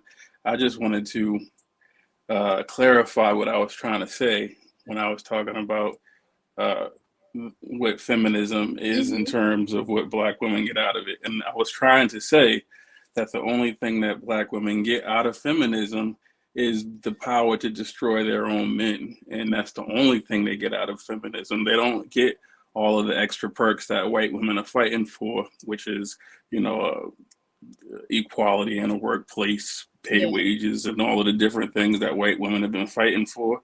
They've co-opted the Black women to, you know, bring their numbers up, especially at the bubbling of it all. But when it comes to Black women having, you know, more of a say inside all of these organizations that encompasses the feminist movement, they don't really have that. And when they do have it, is like I said, in the courts, when, you know, the state lawyer is like, yeah, don't worry about it, we're gonna make him pay, you know what I'm saying? He's not gonna be like, it doesn't matter what you do, we're gonna, like, stuff that I've heard. And it's always gonna, from every side, it's always gonna seem like an attack. So it's hard to say something, it's hard to talk about those things. But when I'm talking about it, I try to not come with a malicious demeanor, because it's the same thing when I was talking about the gay men inside the homosexual community. They don't look at themselves as Black more so than they look at themselves as gay. You know what I'm saying? So their gay struggle surpasses their Black struggle, and that's the same. It coincides. And if we're going to be able to seriously talk about things like Black women being underhanded or slighted inside the feminist movement, we're going to be, or are we going to be able to talk about, you know, Black people in the gay community? Then we're going to have to be able to speak realistically on what it is that the problem is that they're having. See, if Black women were inside the feminist movement and getting satisfied, then I don't think you'd even be having this conversation, because then they'd be getting the equal and they'd be getting satisfied on the same level as white women. But obviously, the what's been happening as of late is Black women have started to turn on the feminist movement. You know what I'm saying? Because they're like, what are we getting out of this? And so I think that comes from them not receiving anything more than something that they don't see, that they're not conscious of. Like when like when I said it to you, I think you probably might have got a little bit like, why do you say that? But it's because you probably don't even look at being able to railroad a man inside the courts is something that Black women have the power to do. Like you said, like the last few years, they've been getting a little bit different about the court stuff, but that's the power that they were given inside the feminist movement. That was it. That was all they ever got, was being able to have the upper hand in courts against their own men. Nothing else. No workplace stuff. You know, when they go inside the Section 8 office, or welfare, whatever, they get treated like dogs up in there. So they don't get no respect nowhere else except against their own men. And that's the point that I was trying to make.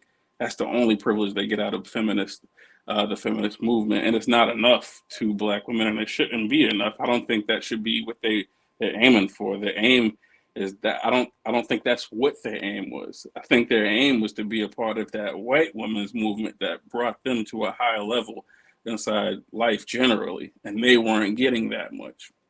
So I don't know if I was all over the place with that, but I was just trying to clear it up. You made sense.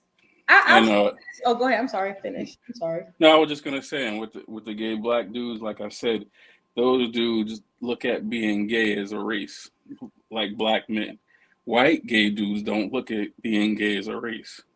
But they put that on, they make black men, the same way white women be like, yeah, we're on your side against that black guy. And I'm just being facetious with the way I'm talking, but yeah, that black guy ain't gonna be able to hurt your feelings no more, or we're gonna make him pay.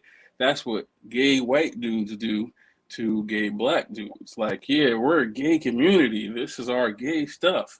But when the black dudes ain't around, the white gay people are still white. When the gay dudes go back to the black community, they're still gay. You know what I'm saying? That's the difference between it. So again, just to wrap up my little intro, we have to be able to look at the reality of what it is, like you said earlier, from a non-emotional point, and be able to say, yeah, this is what it is, and Right. this is what got to change. So Right. that's all I wanted to say on that part. I didn't even get into the Dave Chappelle stuff yet. Yeah, I no, just, you're good. No, but yeah. go ahead. Go ahead. So I just want to say I agree with you to an extent. Actually, more than you know. As far as I guess we can talk about the feminist portion of it, right? Yep. So I agree with you 1000% when you say that black women has gotten the power to have a deep negative effect on black men in the court system. That goes without being said, because that big system wants to do everything to take black men down. And if it is through a black woman Right. or through however they can, they will do it. So I agree with you there. I think my only slight disagreement is, and again, this could be me from my experience, but I don't know any black feminist women, like, or women inside of that movement. I think that we have feminist ideals as far Mm-hmm. as our rights, and we want to be independent and we want this, that, and the third. But I've never, to be honest, I've never seen a black feminist or a black woman in the feminist movement. Well, there you go again. This is the magic of it all, Mhm. because what I said initially when I came in here is you guys don't have any say, or you don't have any places within the organizations of feminist movements. There are organizations of feminists, so you're not a part of that. But if you go, and I don't mean to keep bringing it back to the same thing, but this is what it is. If you go into the courtroom, that that feminist organization is going to get behind you and make you believe that you're a part of something. Just subconsciously, we're women. We're going to stick together. We're going to stick it to him. Court system is going to, and this is what I'm just going to speak off of experience that I've had in my own life. Like when my son's mother would tell me, or when I went into the magistrate, and the people are like, well, yeah, we don't care about the receipts you had from your kid from the last 5 years. Or my son's mother saying, oh yeah, she said no matter what you say in the courtroom, we're gonna railroad you. And this is the experience of a lot of, if you watch social media for the last couple of years, you can hear black men across across the spectrum talking about the same exact situation, in which they go into a courtroom and white women that are lawyers, even white men too, because they're a part of the feminist movement on some level, whether they're judges, lawyers, those white people get behind black people and make them think that they're a part of something that they're not a part of, but it's only directed towards that black nigga. Excuse my language. No, you're So good. You're if good. you come, like I said, if you leave that courtroom, or if you go into that courtroom and you're not trying to destroy a black nigga, they're gonna treat you like a dog. You go inside housing, they're gonna treat you like a dog if you're a black woman. You go on Section 8, welfare, wherever, they're gonna treat you like a dog. Go sit over there, we'll be with you. This is what you're gonna pay. All right, get out of it. Like, they're not gonna be treating you the way that they treat you when you're inside that courthouse dealing going against the black man. So that's just that. And the same thing again with the black gay people. Only difference is the black gay people are more immersed into the organizations of the LGBT movement. Black women, like you said, you're very correct. There might be a few inside some organizations, but as a generally, black women are not a part of the LGBT, I mean, part of the feminist movement, but mentally they are.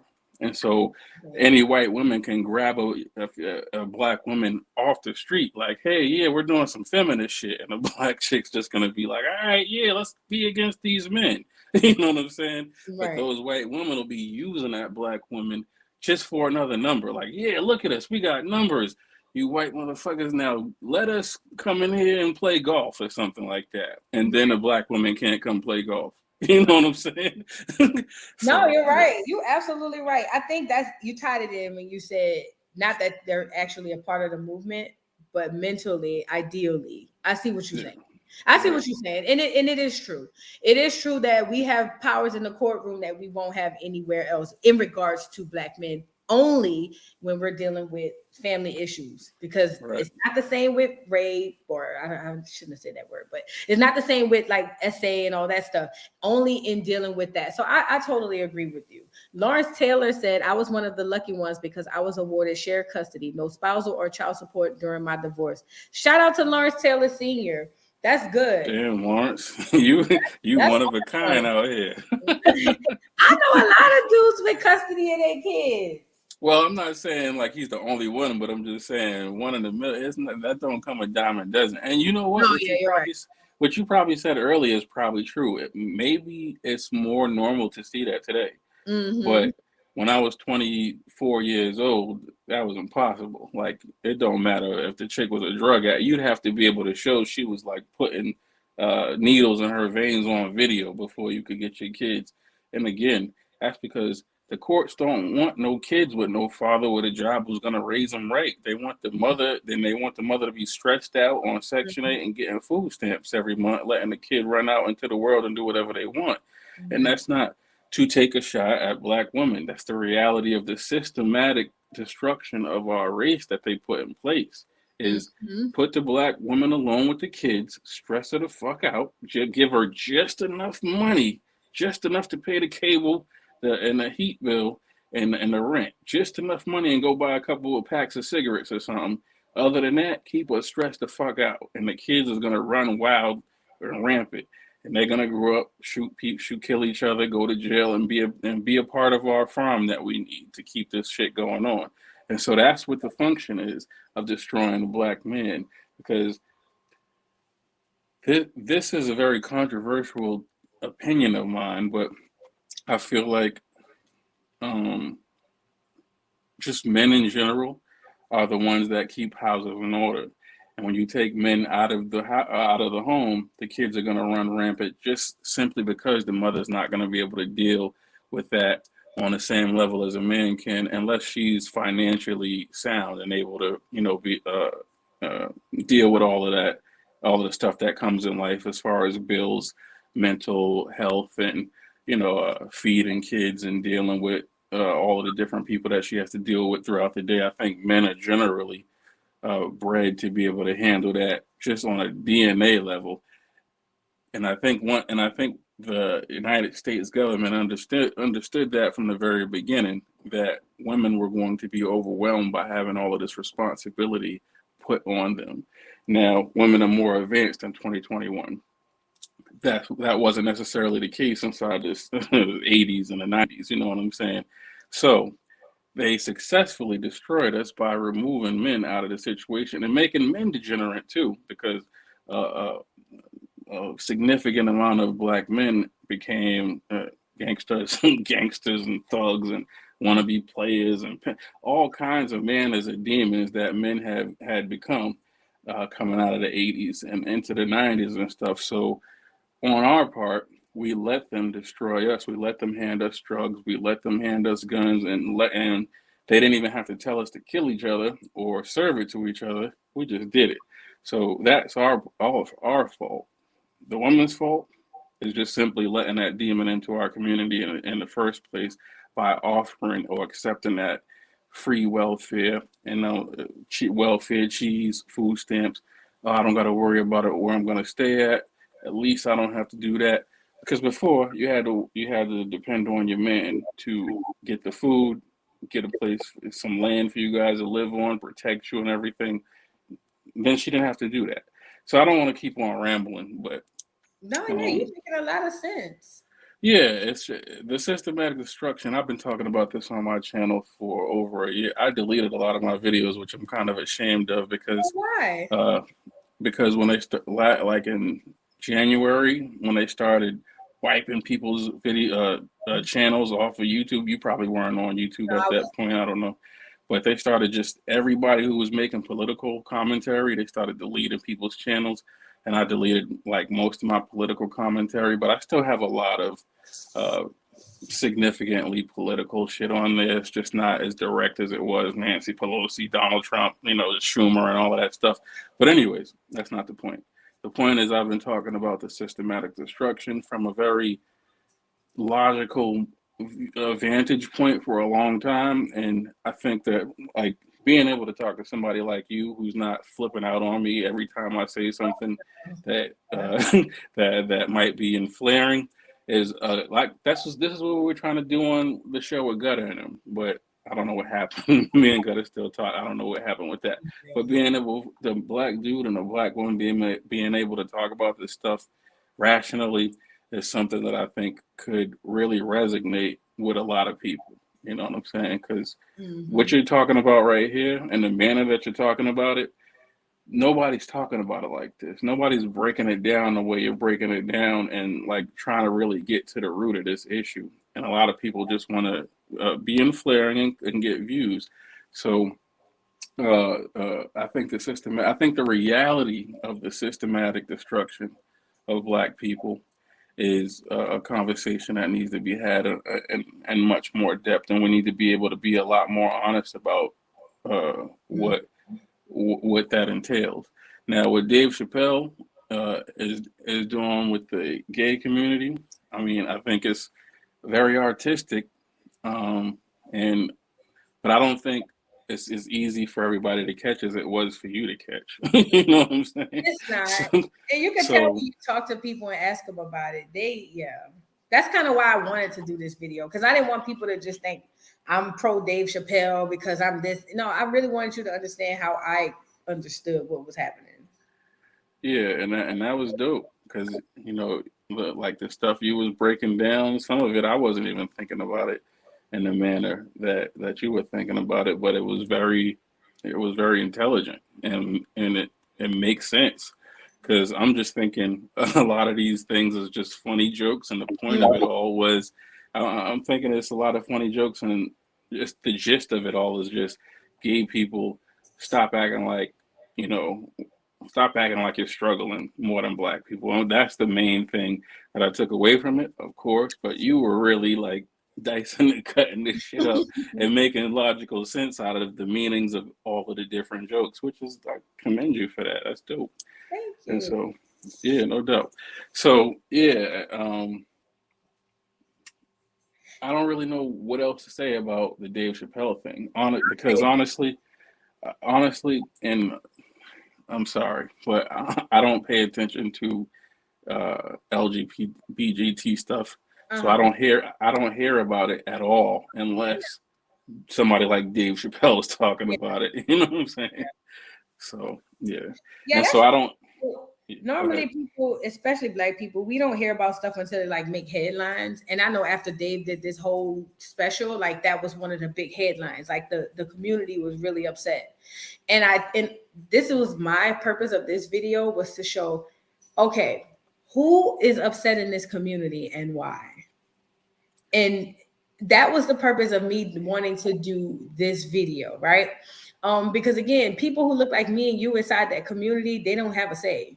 Just like you literally said, in every other community, even the feminists, all of it, we don't get a say inside of these communities, but they are represented as if we're all one.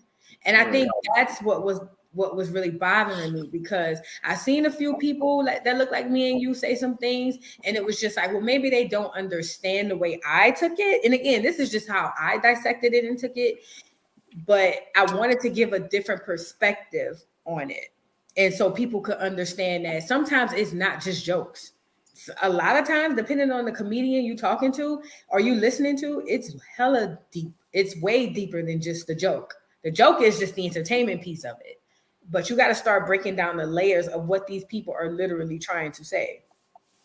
Well, comedians do say there's some truth in every joke. Oh yeah, there's truth in every joke, in my opinion. But certain comedians, it's not a Kevin Hart show. Kevin Hart wants to do a show and talk about his family and make fun.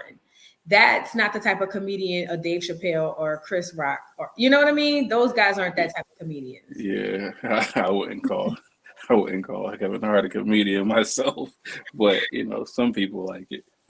Which one? Said I wouldn't call Kevin Hart a comedian myself, but some people like it. Right. It's so funny. To me, he's more of a comedic actor who can do stand-up. That's just my opinion.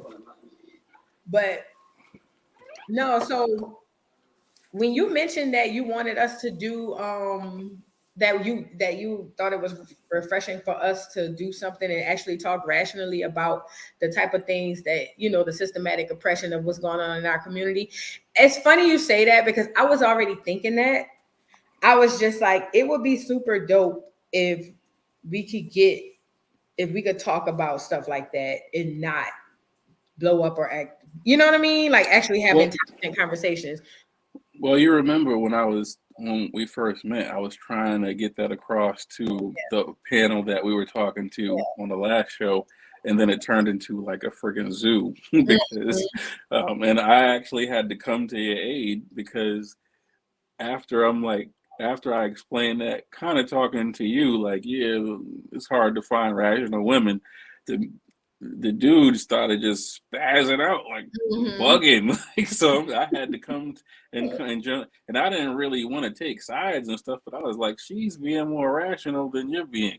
And what you were saying wasn't untrue. Like even though, and that's the thing when I say a lot of the times I say stuff innocent flaring. When you said, I think you had said, black men don't own shit. I think you said, and it pissed off the dude with the gray beard. I forget his name, the louder one. What's it? You remember what's his name? I forget. My bad. And my boy and Gutter's my nigga, so I know him. They both got like crazy mad and just started going in, and I was like, yo, wait a minute, this is not what we were supposed to be doing. Right. So even still, we're still trying to find that platform where we can just discuss this stuff and it not turn into a shouting match. So that's what I kind of liked about you, even though I understood you were getting kind of angry that you were getting jumped. You know what I'm saying? And so it kind of started being a beef in there. But yeah, I think that's important. And if you're gonna be doing a show, I always keep saying I need to start my show back up. But I'd be happy to come on here, and be a part of your panel whenever you're doing things or talking about things, just to bring my point of view and any intelligence I might have on anything into it. So I've been coming into your shows and checking them out every time you go live. Yo, you've been super supportive. Thank you for that. And yeah. And I don't, even with that situation, it was a learning tool. I learned a lot. You know what I mean? So I have more of a level head with discussing anything with anybody. And as far as like discussing stuff that needs to be discussed and not a one-sided where it's all men in their opinion and all women in their opinion, because everybody has that whole divide. Like women over here saying, no, it's the black man, and then the black man over here saying, no, it's the black woman. But to be able to sit down at a table and be like, all right, what's going on? This is my perspective. This is my perspective. Okay, where do we find a happy medium? Where do we figure out the trajectory of where we need to be or the way we need to be going as a people? So I think that'll be dope. And I'm going to get with you definitely to set something up. It probably won't be in the next week or so, but it'll be soon. Definitely for us to set something up and do something live. I wish that. Whenever. Huh? I said whenever. No big deal. Yeah. I wish that we had a platform where we can literally talk, like a private platform. With these free apps, it's certain things you can and can't say. Yeah, I know. Trust me, I've had videos that are ripped down and stuff. Like I've been through all of the terrible things that you can. I got banned on Facebook for a week at 3 days once, a week the other time. Like so, I've been through it all. I understand, and that's why I think people need to be able to speak with clarity inside their head, so they're not just going off the racks and saying shit that they know that's going to get their channel fucking strikes and shit like that. Right. So, anyways. Yeah, whenever for all of that, that'll be cool. And maybe at some point, Gutter might bring the show back over on Facebook. I I don't don't know. know He what Gutter talking about. I ain't messing with Gutter. I ain't messing with um, Gutter. But but now, we huh? no, but I was gonna say, but again, cool talk on Dave Chappelle. Um, and Dave Chappelle, he's always been a legend to me. Dave Chappelle and Cat Williams, Yes. Bernie Mac, those Yeah. are the top G's for me. You know what I'm saying? So, Yeah. Cat Williams got and a special about to come out. I can't wait. I can't wait either because I've been kind of worried about my homeboy. He's been going through a lot with the entertainment industry because he won't become one of them. He won't. You know what I'm saying? So they've been putting him through a lot of the ringers. But him and Dave Chappelle especially, their comedy always comes with education, and that's why you got to respect those men. Absolutely. It took me a while because I never thought Chris Rock was funny until I actually started using my brain. And then I started to realize he's funny, but not in a knee slap way. Like, oh my God, he's hilarious. But Mm-hmm. funny because he tells the truth and jokes that we need to hear and people out there need to hear, period. So, but yeah, I think he's dope too. And two of the realest in my mind is Cat Williams and Dave Chappelle, period. Yeah, I got to check out some of Chris Rock stuff. I don't think I've seen Chris Rock stand up in like a very long time. Yeah, So you'll get lost because he yells and he's so like over the top. But yeah, when you just again like take all that off and just listen to what he's saying, the message, he really be spitting some stuff. So check him out. Lawrence Taylor said George Carlin is also the truth. Now that's somebody I do have to check into a lot too, George Carlin. I've heard that name. I think I may have seen something from him, but I definitely need to look into him. he's a comedian. Yeah, he's a comedian. I think Dave Chappelle and all those like the top guys, they all like look up to him. Like he's like the guy. So, but thank you for coming in on my chat. I'm gonna be in touch. No problem, no problem. Thanks for having me. Shout out your channel before you go, please. Yeah, I'm at the Mega Brain channel. It's spelled exactly how it sounds. I'm shadow banned. I've been shadow banned from all social media since 2016. So if you type my name in, it's probably not going to be at the top of the page. You're probably going to have to put Mega Brain channel in and like scroll down for like 2 minutes. But if you if you're willing to do that, I do have some very interesting conversations, and I go in real deep on a lot of these different issues especially issues that deal with Black folks from a perspective that's not radical and irrational. And I think you guys could get a lot and learn a lot from it. So check it out. It's so funny because when you first told me your page, I put it into YouTube and I just put in Mega Brain at the search and I couldn't find it. Yeah, like I had to put in Mega Brain and I think I put in a subject that you said you talked about and then you popped up. But just putting you in, I'm talking about I kept scrolling. I could not see you. Yo, let me tell you this real quick before I jump off. When I first started making videos, and when I first started, I was making a lot of entertainment videos talking about R. Kelly, Dame Dash, Jussie Smollett, and all of that stuff. I was going up in numbers constantly, and then I got around to like 315 or something, and I started talking about Donald Trump and Nancy Pelosi, the Congress, the justices, and this was all in 2016.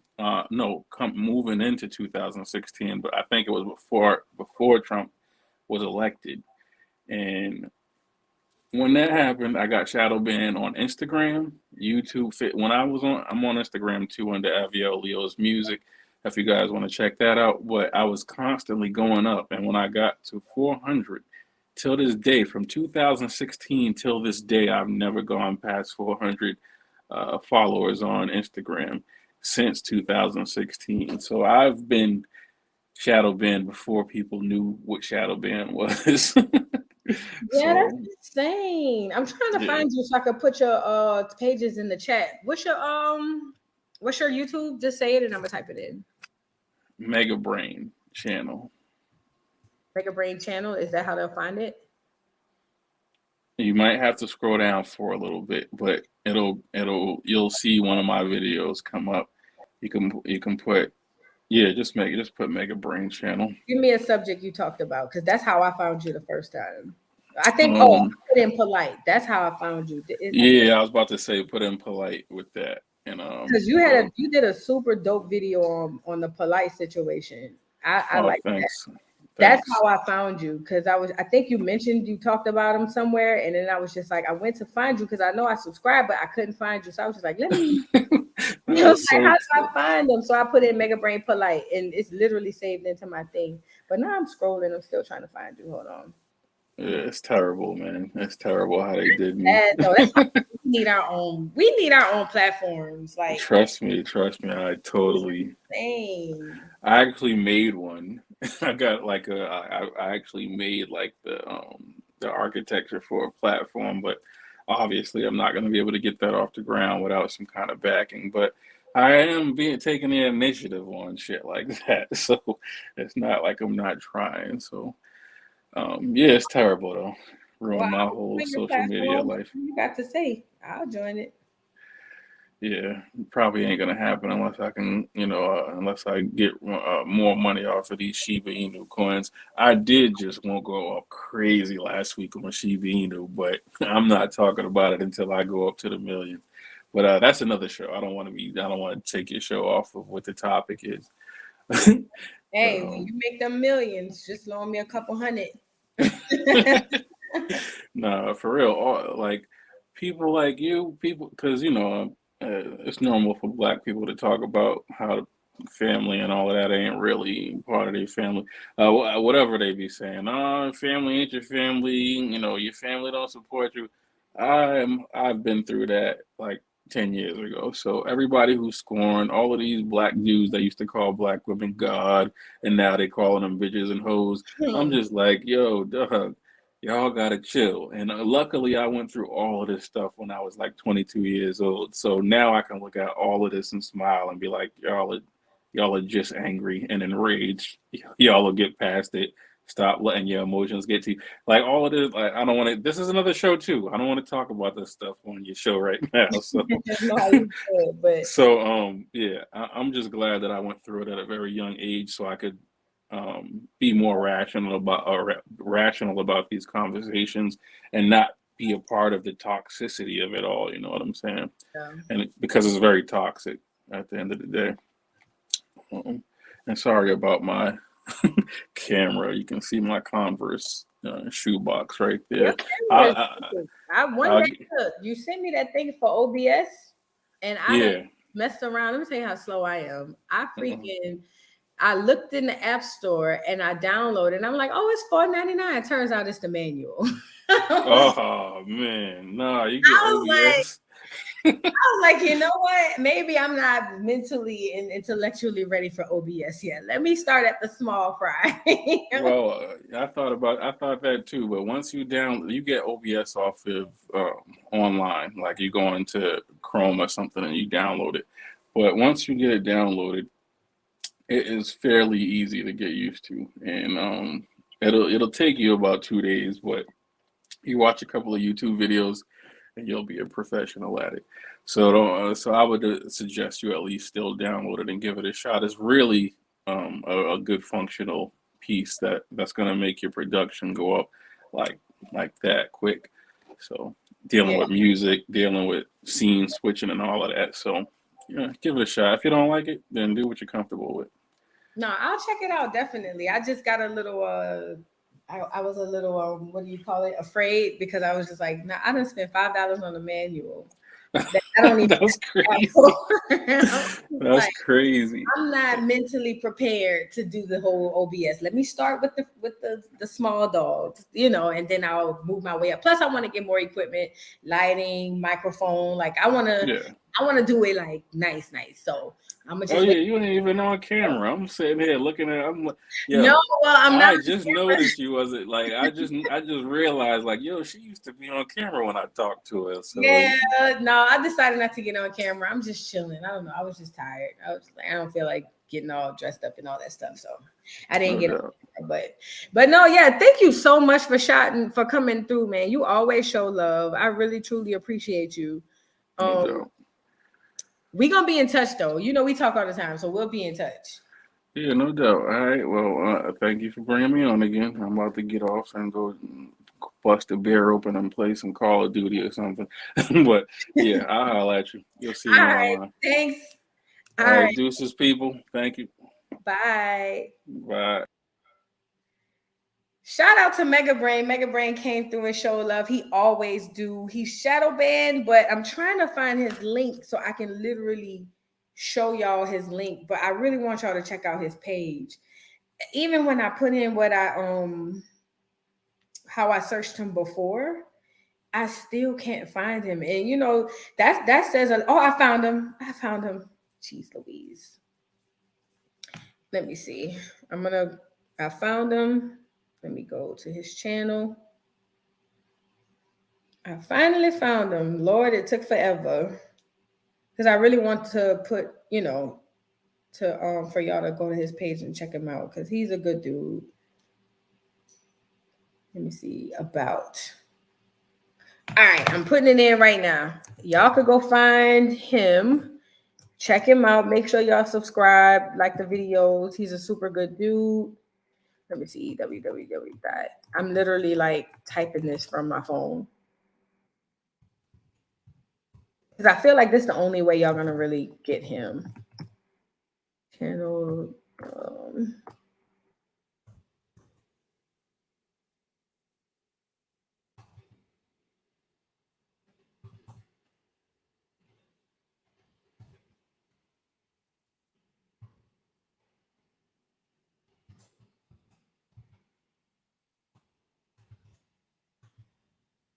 I'm sorry if I'm quiet, y'all. I'm almost finished typing this up so y'all can go check out Mega Brain's channel.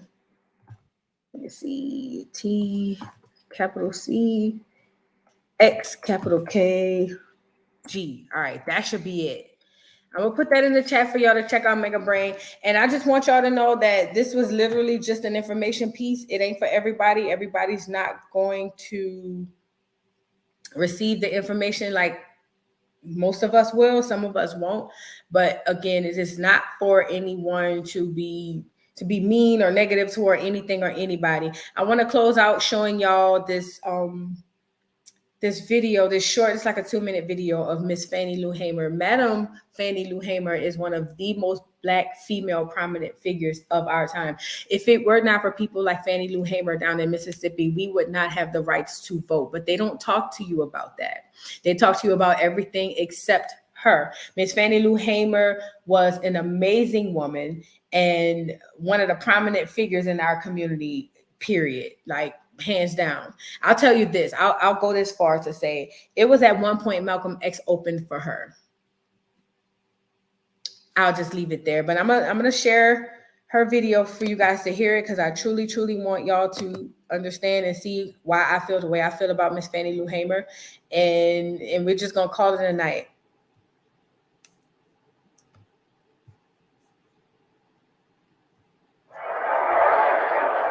The testimony before the Credentials Committee, the FDP had a lineup of very different people. They had Rita Schwerner, the widow of Mickey, who had been killed in Neshoba County. They had Martin Luther King. Everybody knew King. The seating of the delegation from the Mississippi Freedom Democratic Party has political and moral significance far beyond the borders of Mississippi or the halls of this convention. But the highlight of the testimony was that of Fannie Lou Hamer. The sharecropper who had been evicted from her plantation had come to symbolize the Mississippi movement.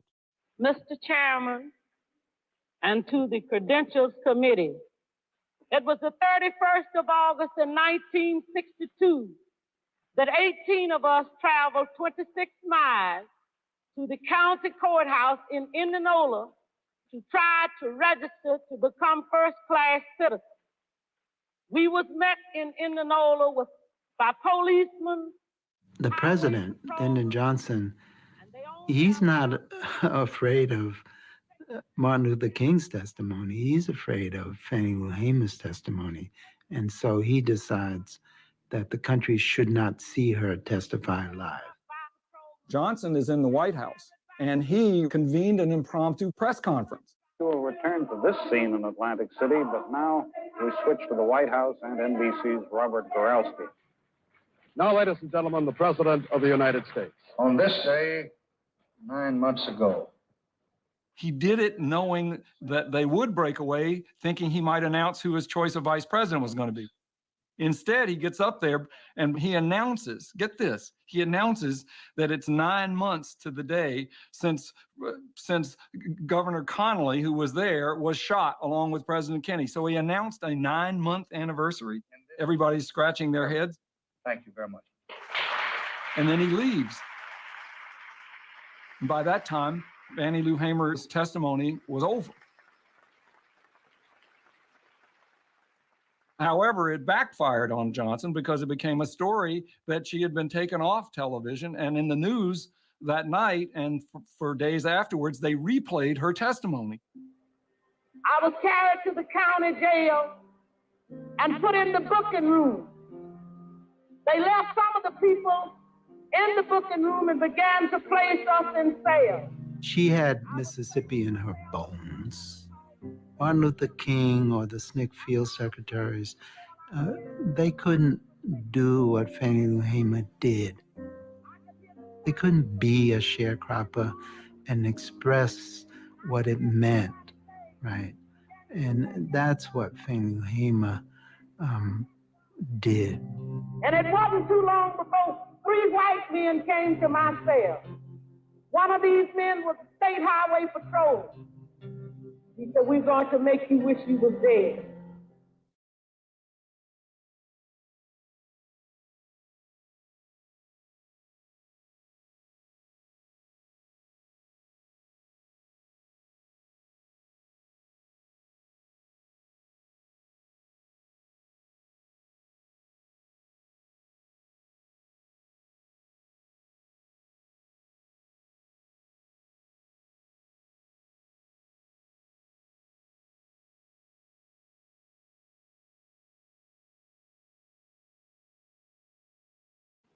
Never realized I wasn't on mute, but I was on mute. But I just want to say, enjoy your night. Thank y'all for listening. Please let me know if you liked it or if you didn't. I'm open to all criticism and praise. So I truly appreciate you guys. If you have time, look into the research of Fannie Lou Hamer. I'll probably do some and do a video on here so y'all can see it. But thank y'all so much for being a great audience. Good night.